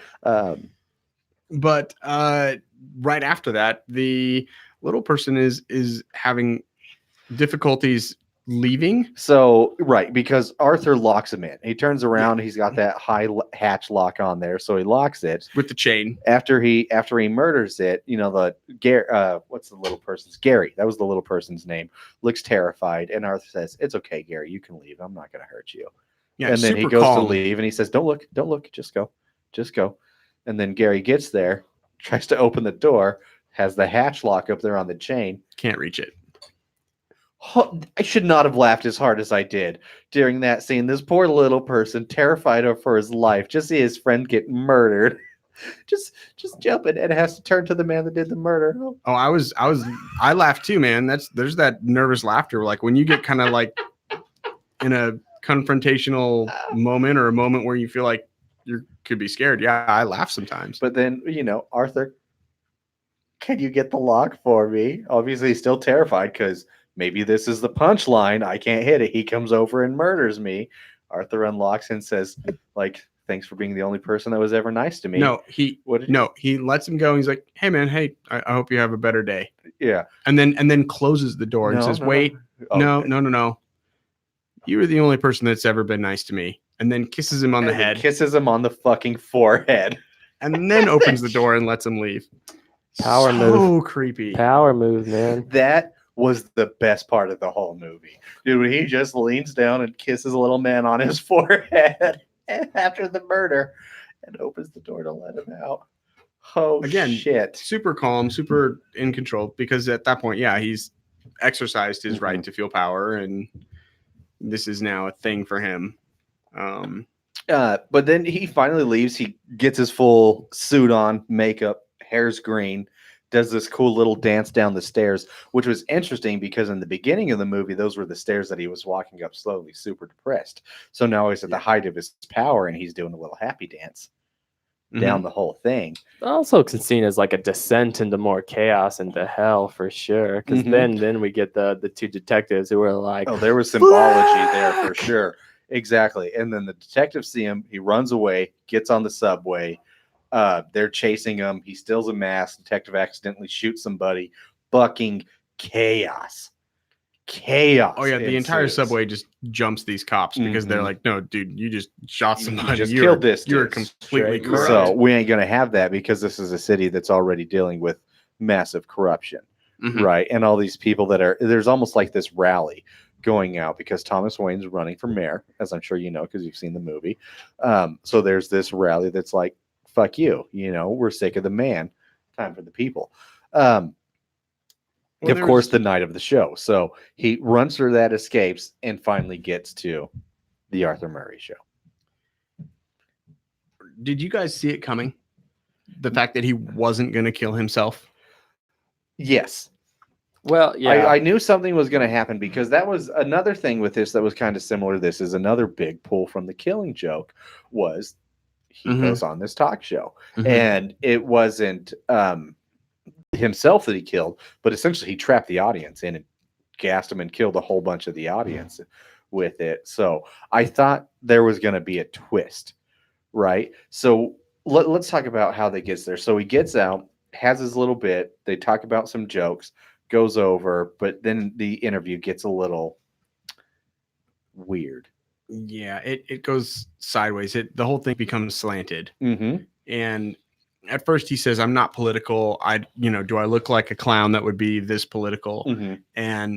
And so you kind of believe him, that he's not trying to upthrow the government. But then the conversation with Murray goes south, and Arthur starts to get angry, and it very much takes you on this ride of self-pity and Arthur, not taking any kind of responsibility for himself, and then also just blaming everybody else and seeing only one way that this can proceed. Yeah, and then essentially he started to get called out on his bullshit, which was one of those things that I had a bit of I take umbrage with, because he's sitting there snapping into Arthur, saying that he's always had the shit kicked out of him, which is true, right? But then he starts pretty much blaming Arthur for making fun of him, says he's a bad person. The whole, after he admits that he just murdered those 3 people that worked for Wayne Enterprises. Yeah. That says you wouldn't give a shit if it was me or any of these other people. Yeah, Murray starts going from talk Mhm. show host to he starts going to investigative journalism guy. Right. Exactly. And so, but then he starts to, of course, turn it around and blame it on Murray, and then has this weird rant and snap saying that everybody treats him like shit, which to me was, again, not a Joker angle that I like, or that I would see coming, or that I agree with. Maybe it's because it was that coming of age, starting to find himself as Joker versus Arthur Fleck, but I just can't. That just monologue didn't work for me. It was definitely an It bothered escalation me. where he personalized it and then took it as, and I've had, Mhm. help, and then, the city government failed and they took that away. They defranchised it. And when you pay for that and you take it away, you pay for what you effing get. And then he he shoots him in the face. But shoots him in the face. It's not what he said necessarily; it's how he said it that I kind Entirely of had the problem with the exuberance, with the yelling, with the pure fury. I would have liked it more with the scene if he just remained calm the entire time, didn't get angry, didn't get out of hand, maybe made a silly joke about it and said, "You get what you deserve," and then shoot him in the face instead of it seeming like a fit of rage. I like that more with the Joker's personality. So, and that's exactly what I was going to get at with you, Jerry, was that you felt like the dialogue and the character and the mannerisms did not fit what you know to be of the character of the Joker in the comics, and not the idea of somebody who has this mental instability and depression and Correct. mental disability, and then them lashing out, because I felt that was spot on for somebody that is going through that and the way that they could potentially act. Right. But I agree with you in that it wasn't fitting of the comic book character of Joker.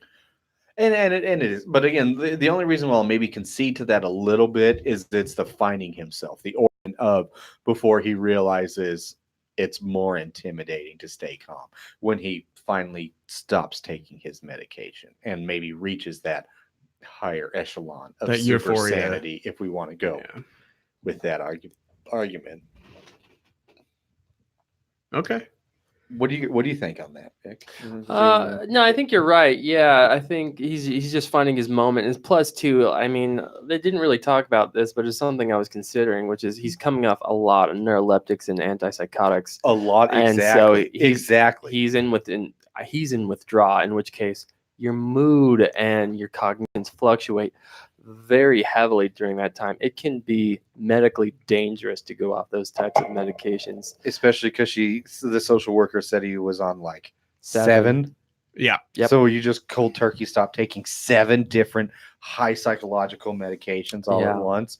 Whoo. Yeah, and so that's why the aggression Mhm. like sort of made sense to me. Okay. And so I I can concede to that. That's kind of where I was at with it, but I think you're 100% right. Once he's off it and kind of like Levels out levels again. himself out again, just like biologically, then yeah, he probably like, hey, it's more scary and more intimidating to become. Doesn't need to lash out again, which we kind of see. So after that, obviously, there's this big riot. Then shit really gets fucked. He basically gets arrested. He straight up gets arrested. It shows he gets tackled, which I will say after he shoots him, he's clearly dead. He shoots him again twice, and he dances towards the camera and just grabs the camera and says, "That's the way life is," which was Murray's tackle. Yep. Okay, that was good. Then he gets tackled. It shows him getting hauled off to jail, and then he's in the cop car, T-boned by an ambulance, which is some Joker sympathists, and they pull him out. He sees the city's rioting, finally wakes up and does a little dance on the hood of the car, which I thought was great.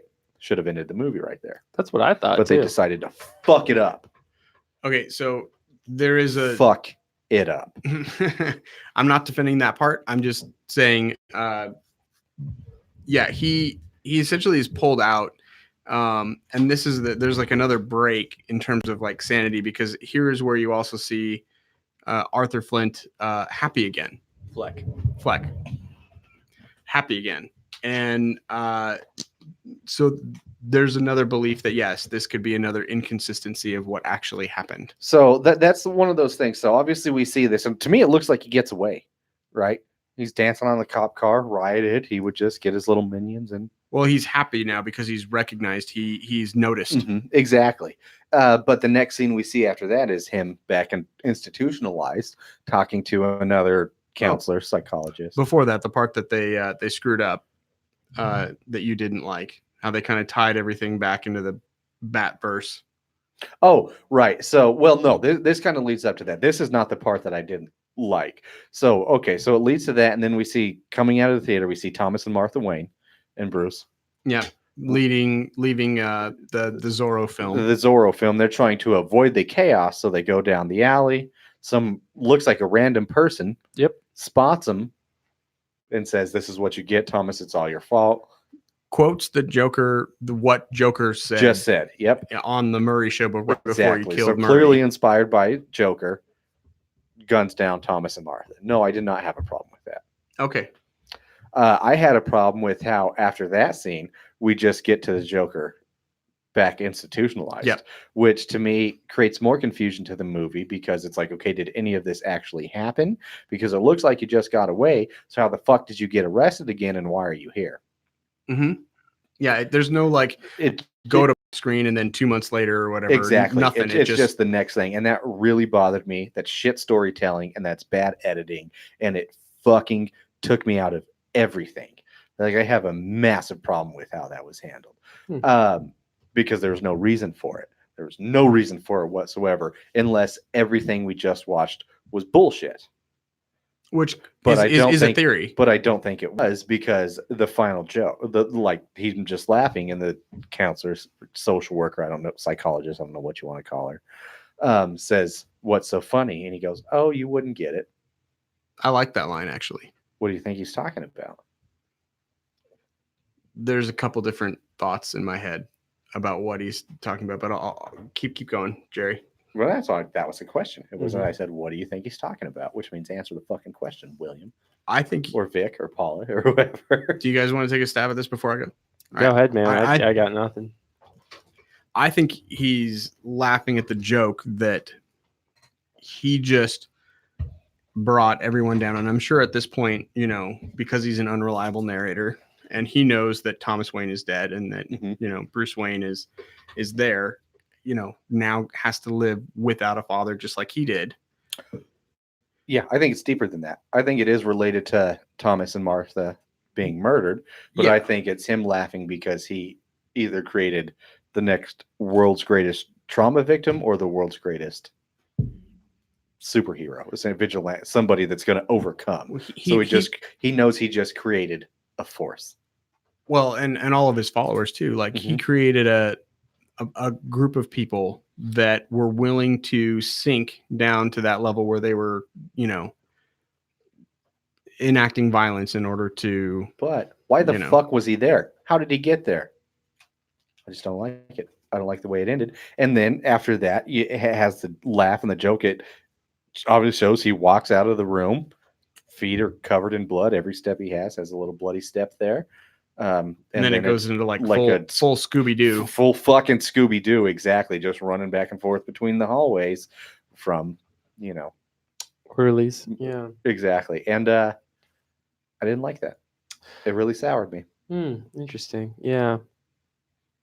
I mean, I didn't really think that. I don't know. It's sort of like what theory you subscribe to at this point in time. It's all up for conjecture at this point. Well, but- and, yeah, and it, to me, I just hate it because it kind of fucks all the theories. It doesn't really let you have a solid grasp on any of them. yeah, and if we're approaching things from the unreliable narrator element, then you're not sure what you just saw. So actually, to me, it's quite in line with what's going on with the movie. I felt disquieted, uncomfortable, unsure what was happening the whole time. And so once like that kind of piece kind of links everything together for me, at least, because I'm like, fuck, I don't really know, man. Like, I really don't fucking know what's going on here. And so it's just sort of that empathy piece, because there wouldn't be a time jump, because if you're dealing with that much mental illness, you have no fucking clue how much time passed. For Like, you sure. have no idea how much time's passed, how long you've been in a particular situation, or what's real and what's not real. And so for me, I was like, okay, well,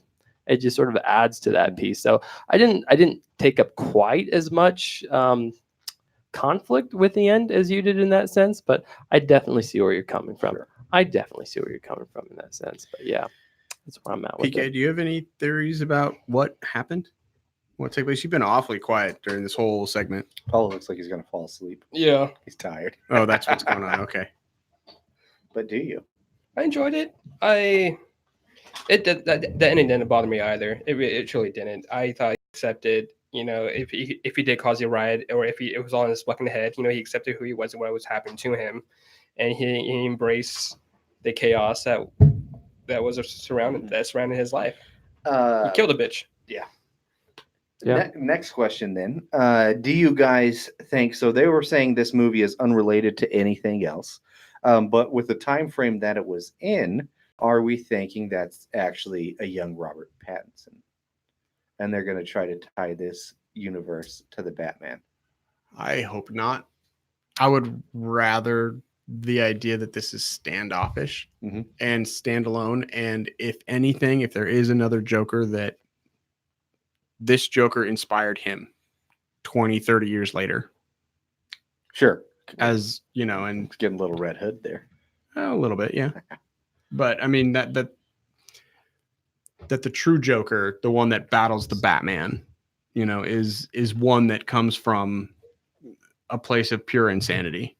Kind of like what you said, like that heightened sane, everything is a joke because life is a joke, you know, and not just taking inspiration from this person's actions. Cool. I think I'm good. That's all I got on the Joker. You're good. You don't need it to flow into any kind of continuity. I mean, also on this conversation. for the I mean, Joker. well, yeah. And so and just my final thought as well is that, like, I think Todd Phillips mentioned, he's like, I don't foresee this going into any other larger Batman universe in that sense, which I'm completely fine with. Yeah, I they don't- say that, and then we see the numbers Yeah. that this movie's rolling in, and things always change when money 100%. starts rolling in. Yeah, so I mean, I couldn't create some. I'm like, I'm fine if it does. I'm fine if it doesn't, and like, it is what it is. I think they're clearly just gonna see how it pans out, and if they want to continue to build a universe as a whole. So, but ultimately, I like the movie. It was uncomfortable. It was disquieting. It really brought a light to a lot of things, and I thought overall did a great job with the character material. Overall, you liked it. Paula, I overall, liked did it. you like it? I did. I like it a lot. I feel like this is a movie you should watch. This is one like after like watching Pi or Requiem for a Dream or The Rules of Attraction, you walk out of it, you're a bit unnerved, but you're thinking about the movie. You're thinking about just how people are in general, you know? I like it. I agree.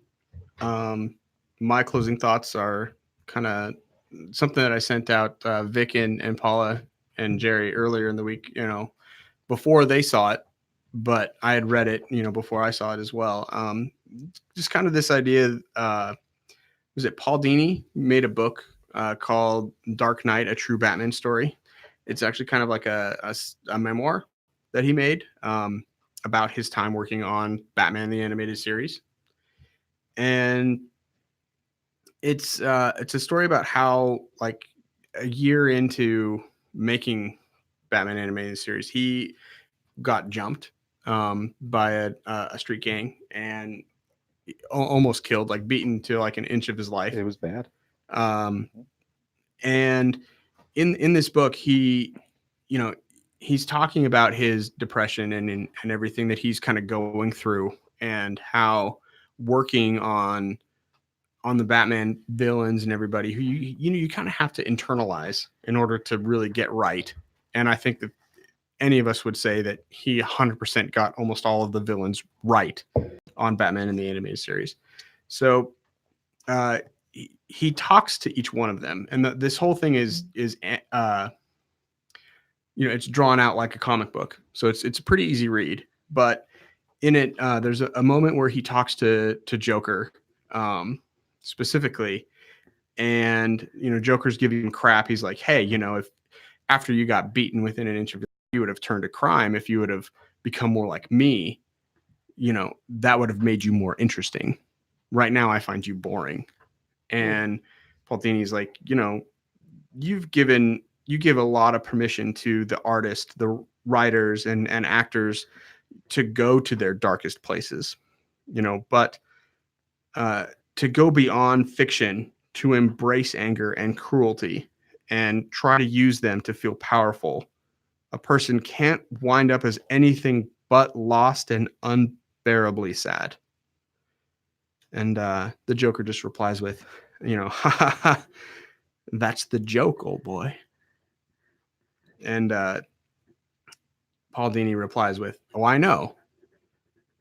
But that's why you don't get to win. Because he's not willing to succumb to that.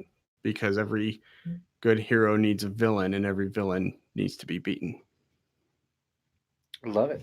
So It's great, man. That's pretty cute. Thank you. Anyways, that. thought that would wrap us up. Yeah. I don't know if I like the movie. Okay. I don't know if I dislike the movie. I need to watch it again. All right. I don't want to pay to watch it again. Sure. So I'm going to wait a while. Just probably marinate on it. Mm-hmm. Think about it some more. But I really don't know. It's been a long time since I've watched a movie that I was this on the fence about, because there are things about the movie, as I'm sure you can tell, that I really enjoyed. And there are things about the movie that I really did not enjoy. It's fair. It's fair, man. Cool. You don't have to know right away. Maybe I'll watch it again and I'll figure it out. Maybe I won't. In the meantime, you poured us a beer a little while ago and said it needed to warm up. What do you got? I think it's warm enough at this point. Cool. So this is a beer from Washington. Paulsbo, Washington. Paulsbo. There you go. This is from Sound Brewery. This is a Tripel, a Belgian-style Tripel, in fact, called a Tripel Entendre. It's a great name. It is 9.9%. Okay. And I'm fucking around on this one. 38.1 IBUs, and I let it warm up because it says serve between 8 and 12 degrees Celsius. Which, of course, I'm sure you know means 45 to 54 degrees Fahrenheit. Well, of course, yeah. Who doesn't know that? I'm going to guess 42. So the triple entendre, the description on the bottle, it says complexity and balance from a simple recipe of the finest ingredients obtainable. Clear and light in color, this Belgian-style ale drinks smooth and easy, but has the complexity to complement the finest meals or to savor alone at the end of the evening. Yeah, this is a fancy looking beer. It's got some really, really high artwork here. I believe it was like $8.99. Oh, Yep. okay. So little on the more up there side for a bomber. Not outrageous, but definitely. Well, and for a triple, I mean, that's about what you would expect. Mm-hmm. Sure. It looks regal. Sure, It yeah. looks regal. Yeah, they're not on the cheaper side of beer. So 9.9%. Polly, you're the Tripel aficionado. Oh man, I just poured some on my dick on this podcast. That's been the theme of the night. You just pouring beer on your dick. It happens, man. I've been watching you pour beer on your dick all night. It's not the first time. You got a tasty dick. Is that why you've been so quiet? Just been Just mesmerized staring by at him, this yeah. dick. Okay. What do you think, Pumpkin? That nose. You smell the alcohol in that nose? Nah. Mhm. Nah, No, I get it. can't. I love it. I can. It's good. This room's really warm though, so I can't smell a lot right now. Good point. You I'm smell not- dick. Is it harder to smell when it's warm? Well, especially with the amount of CO2 in this room for us breathing and talking in it, That makes sense. I can't. It's humid too, so it's conflating my nostrils. Doesn't float. So yeah, the smell's there. It's pretty light, but the taste is powerful. Taste is powerful. What did you say? 9.8%. 9.9. This is a smooth little motherfucker. It is pretty smooth. I do get some booziness off of this one. Yeah. At 9.9. At 9.9, you're definitely going to. Just on the front of the tongue, I get a little bit of booziness. Not really on the back end, which is where it usually sits. It is kind of interesting that it just kind of hits me right there. But it tastes like a good Belgian, like a traditional Tripel. A little bit of that spice, a little bit of that sweetness, that fun, light, floufy mouthfeel. I can dig it. Floufy. I can dig it. You can dig it. We can dig it. They We can dig it. 375. 375. So yeah, looking on Untapped here, this is sitting at 9.9%, as you'd mentioned, Jerry. 30 IBUs. It's got an average rating of 3.84, and that comes from 2,000 ratings.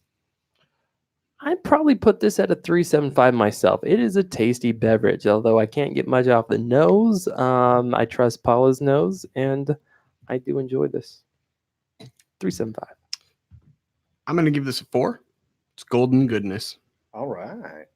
Gold. Beer of the night for me. It's the beer of the night for me. Oh yeah, too, I think. 100%. 4.0. I love the way it hits my tongue. I like the spice I get from the tip of my tongue to the sweetness to the back of it. And I think the coating it just gives my mouth is just superb. I like it.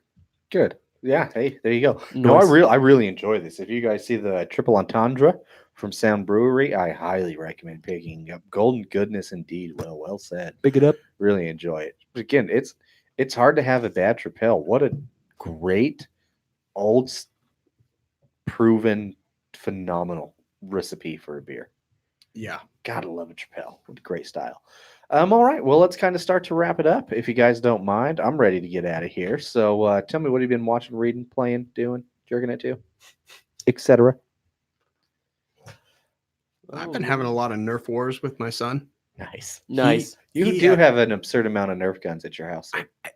He's 4 years old. He's got like 18 Nerf guns. It's Yeah. ridiculous. Probably, I believe it. Yeah. Like I said, I've been to your house. A lot of Nerf guns over there. It's just darts, awesome. and, It's darts and amazing. balls everywhere. Yeah. That's not an insult. And it's not an insult the least bit. It's amazing. No, he loves it. It's pretty fun. He's a champ too. Like I accidentally got him in the face a couple times the other day, and he cried, and then 5 minutes later he's like, "Hey, Dad, I'm gonna get you so good."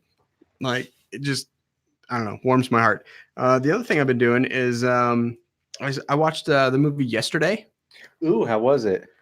I thought it was pretty good. Ending was meh.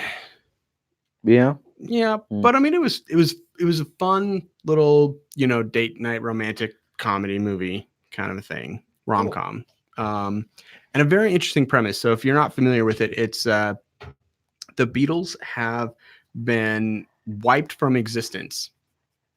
Like you cannot find them on a Google search, and there's one guy who remembers them and all of their songs, and he's himself a kind of a struggling musician, and so he decides to recreate all of their music, all of their big greatest hits, because he can play them, he can cover them, but he's struggling with the lyrics and stuff, and just becomes an overnight sensation.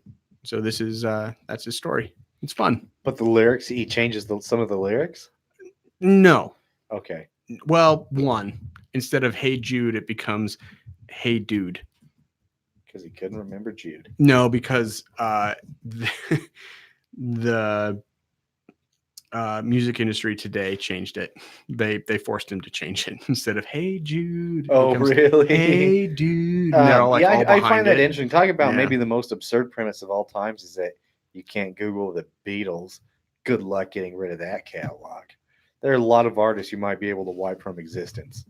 Not the Beatles. Well, they changed music flat out. Like, I don't know if you know a whole lot about musical history and all that stuff, but they changed music. That's my point. Yeah. Okay, cool. That's why I'm saying you can't wipe out the Beatles. Yeah. There's just good fucking luck. You just can't do it. That's been about it. It's been a short week. What about you, Paula? Oh, I've just been living. Brew Crew, I'm no longer homeless. Yay! So He's look at not that. living in his car anymore. Nope. No more soup kitchens for this guy. We'll still find a way to. Not literal soup kitchens. This is when we get men in my car and fuck. Yeah. Yeah. Talking That's about at these least guys. 5 dudes in the car, all fucking. Yeah, we get some deer hearts going on. Yeah, no, I get it. So that's 4 But and you're 2 not Jerry. allowed to change your underwear 5 days before that. Well, duh. These are unspoken rules. Well, I know you Yeah, know well, that. I'm yeah. telling the people. If y'all want to join Brew Crew. I was gonna say, what's the point? Soup kitchen's usually in Vic's Dodge Avenger or mine, my Nissan Versa, Mhm. or sometimes occasionally Will's not there, but his Audi. Yeah. Yeah, we get Dirty Mike and the boys. And it just works out. That's why the seats were folded down the other day. Yeah. It's that weird smell and that stain that won't go away. Mhm. Mm. Yeah, you do not want to bring a black light in there. It's going to be bad news, It's Bears. going to look like a Jackson Pollock painting. I'm bringing that to be detailed tonight. Okay. well, Good. You can't scrub this cum out. I mean, we will have sex in your car. It will happen. It will happen. And I finally saw the Birds of Prey trailer before all this. Oh, yeah. What'd you think of that? I don't know. I'm indifferent. I think it looks fun. See, I'm not too sure. I'm not too sure how it's going to be sold. I need to see the movie before I make an actual opinion. It's going to be hot ladies, car chases, and explosions. It could so still be a shit movie, though. You That's know? You know, it look could at the just be Charlie's Angels suicide. movies. They were fucking shit. Suicide Squad, to your point. But I think there's going to be less studio interference with this one. Hopefully, I don't know. I need I her to wasn't- sell me as Harley. I like her cadence. I think she's doing okay with it. I need the full on sell, like Mhm. how Ruffalo sold me finally Mhm. after like 3 or 4 movies. You know, like I need her to sell me. Sure, and agree because I wasn't totally sold on Suicide Squad. I do think she was one of the better parts of Suicide Squad, but that's not saying much from that movie. But I don't have high expectations from this movie, but the trailer didn't turn me off or anything. I was just like, yeah, I'd watch that. Go and just have fun. And that's kind Don't of expect much from it. Exactly. It's like it'd be a fun action ride, I think the thing that's going to sell me on that movie is the parts that are not action, is the character development. which has been the struggle for those type of movies. So Yeah. we'll see what we can get. But I mean, Huntress, we're going to get her obviously, so that's kind of interesting. Dinah Lance, Black Canary, we're getting, and I will say the thought of Ewan McGregor as Black Mask, I'm on board with that. That's the most interesting part. To Definitely on board with that. He looked like he could play a good villain, at least from the trailer. absolutely. I'm intrigued to see him as Black Mask. What about you, Vic? What you got? Oh, not much, man. I just digging into some old school movies. I watched Terminator 2 Judgment Day, which was Yes! awesome. Nice. That just brought me back as well. Just and keeping up on my Titans. Man, I played Bulletstorm, beat that game finally. Finally, yeah, it's fun, isn't it? What a silly game. It's That super game like silly. 9 years old. Oh, Oh yeah. yeah. I got it for free on like PlayStation Plus, which is why I finally played it. So, Oh, okay, nice, and nice, then nice, yeah, nice. once I got into it, I was like, oh yeah, it was pretty fun. So, It's fun. It's a creative game. yeah. Well, here's what I've been doing. It's not that exciting.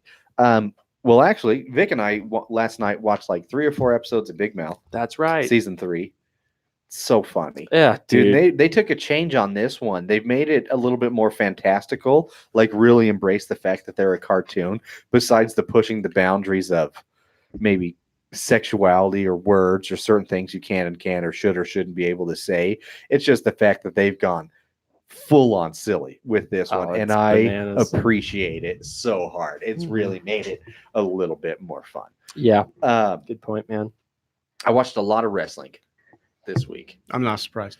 Well, like we talked about last week, it was a historic week for wrestling. So you guys, you're just going to have to deal with Jerry's Wrestling Corner for a second. But it was exciting. So let's start. And right now it's even exciting because Hell in a Cell is happening at this very moment, but you cock whistles are making me podcast instead. So, Deal with it. It's fine. I'm off tomorrow. I'll watch it then.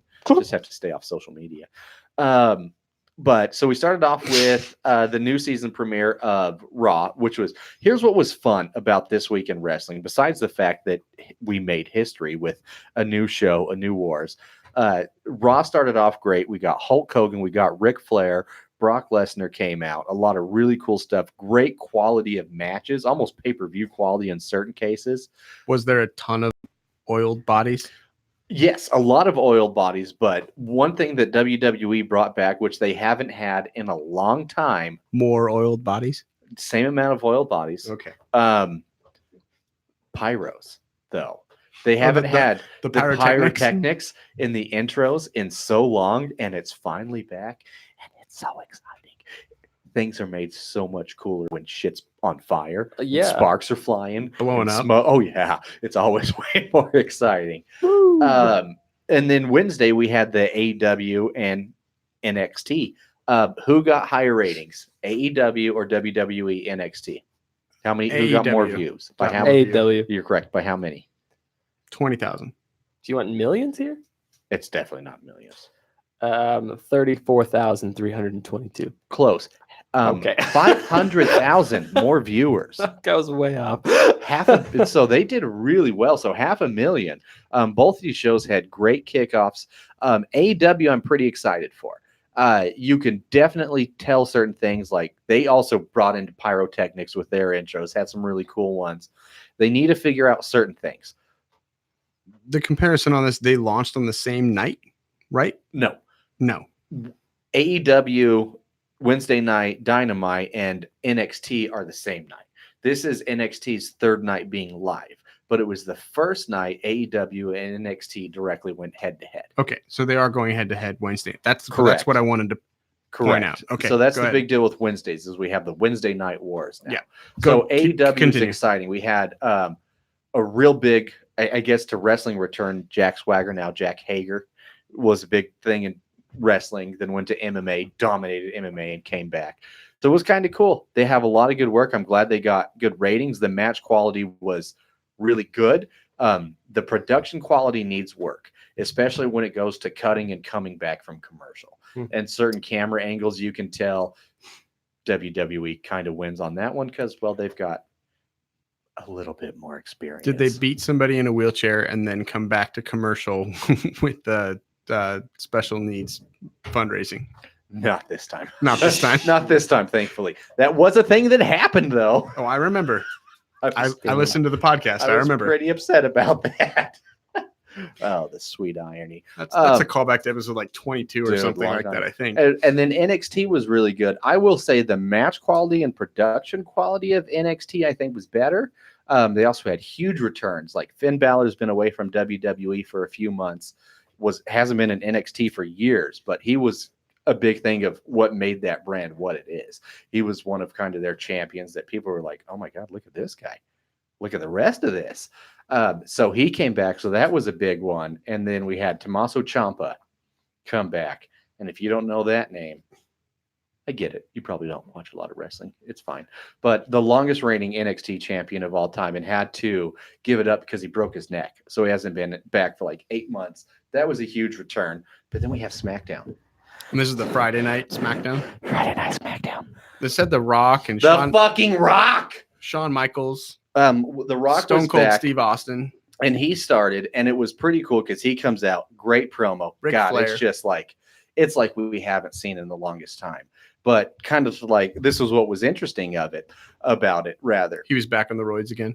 no, well, probably never got off. But like you said, Stone Cold was supposed to be there. Ric Flair was supposed to be there. Undertaker was supposed to be there. Sting was supposed to be there. None of them appeared. They just didn't have time for it because there were so many segments they had to cut it. But at the end, it was the WWE SmackDown Championship, Kofi Kingston versus Brock Lesnar as the big debut. And this is for the championship? Yep. Okay. Kofi Kingston's had the belt for almost a year. He loses to Brock Lesnar in 9 seconds. 9 seconds. Didn't even make it to double digits. Well, they and- say that guy does, he has trouble holding his wad. So And then I don't know if they do say that about Kofi. He's actually known for his endurance matches, but either way, neither here nor there. Then after he gets the beat down, out comes Cain Velasquez.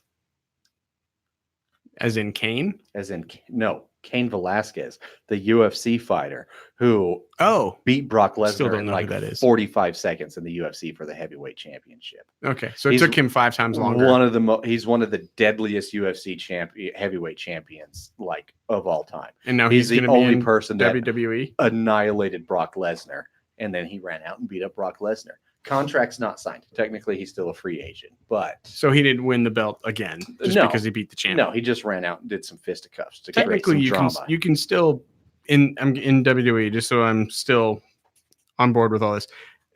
The belt isn't like anytime I lose a match, I could lose the belt. Correct. It has to be a But championship this also match. wasn't a match. It wasn't a match. He just ran out and beat him up, which happens a lot in WWE. Yeah, that's why I wasn't surprised. But that is correct. A match is not, you can have a belt, and a match will not always be for a title. They can be just exhibition matches or whatever. So no, there are times where you can have the championship, lose, and retain the championship. You are I correct. mean, it's probably This fair. wasn't one of those times because it wasn't a match. It was just Brock beats up Kofi, outruns Cain Velasquez, and beats up Brock, and sets up a maybe future thing down the road. Cain Velasquez in the WWE is a huge deal. Cool. In the world of combat sports, tell us it is. why that is. Because it legitimizes pro wrestling. Because that's a big thing, or it helps legitimize pro wrestling as an actual sport. And that's one thing that they're really trying to do by them moving over to Fox. We know wrestling's not entirely real, right? A lot of things are predetermined. It's that you grown could man say ballet with oil.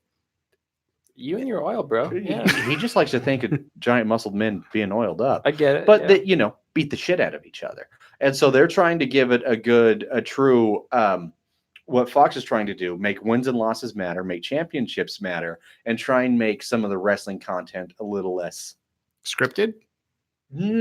silly. With Fox, I wouldn't say scripted, because that's one of the problems that you have when you have something like wrestling. One, it's never as scripted as you think it is, but it is overly scripted.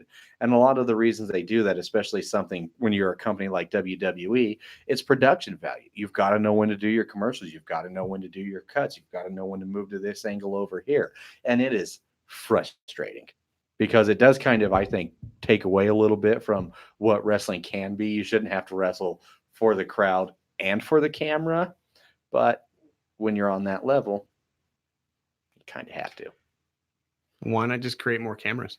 Well, you still have to cut, you still have to edit. These are still live shows. Mhm. So's football. And then, yeah, but there's still terrible cuts on football. And then True. you're not trying to deliver top rope drop kicks from Replay. top rope. And That's then, sick. football players don't have to deliver promos as well. So I wish there's you would a tell lot more. of I wish things you would either tell way, but- more football players that they didn't have to deliver promos. But they probably don't have to. But either way, that's neither here nor there. But it was, we were all wondering, at least wrestling fans, how this week was going to go, and it did not disappoint. Super dope. And then last thing on Netflix, no, this guy. I will fucking stab you.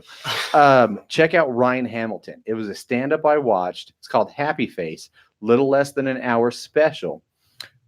He's a clean comedian, 100%. The special was based in New York. And what's fun about Ryan Hamilton, he's from Idaho. Oh, He's from he didn't say what town in Idaho, but a town of 1,000 people. I was talking to one of my customers about clean comedians, and they brought him up. He was hilarious. I think he made Idaho look phenomenal. He did a really good job. It was about being from small town Idaho, living in New York City. So Ryan Hamilton, Happy Face. Give it a watch if you want to laugh. Super Less dope, than an man. hour. That's Thank you. awesome. Good pick. no, thank you for that recommendation. Let's wrap it up, huh? All right, guys. Well, yeah, that's all we got for Mhm. this week. So we'll see you next week. Hope you enjoyed what we said about the Joker. Maybe you agreed with us. Maybe you didn't. But definitely check out our Untapped, our Facebook, our Instagram. And until next time, I'm Jerry. I'm Paula. I'm Vic. I'm William. Cheers. Cheers. Cheers, Brew Crew. No, but Will, you and your wife, I think you should watch that. Oh, 100%. Now that I was sincere when I said dude, Ryan Hamilton. He was I'm writing that down. really funny. I say, because I was saying how like Jim Gaffigan and Brian Regan and Jeff Foxworthy. I like them for the. I didn't necessarily like all their stand up, but I respect the shit out of them because it's Oh, yeah. gotta be so difficult. Was it Ryan make Haffigan? Hamilton. Hamilton. Happy face. It is warm. Can you open the door? Please. What's up with that? What's up with that? It's like Pavlovian. It's the greatest thing ever, man. Can you turn that down, please? Oh, David, I slide that whole thing. God damn it. How long did that go? It was 2 hours and 15 minutes. What? It's a lot. We were at half hour. Dude, we talked the shit out of that movie. Yeah, like an hour and a half. It's a lot. Ugh. It's a lot. It's a lot. I'm sorry. I apologize. Why? I'm sure that like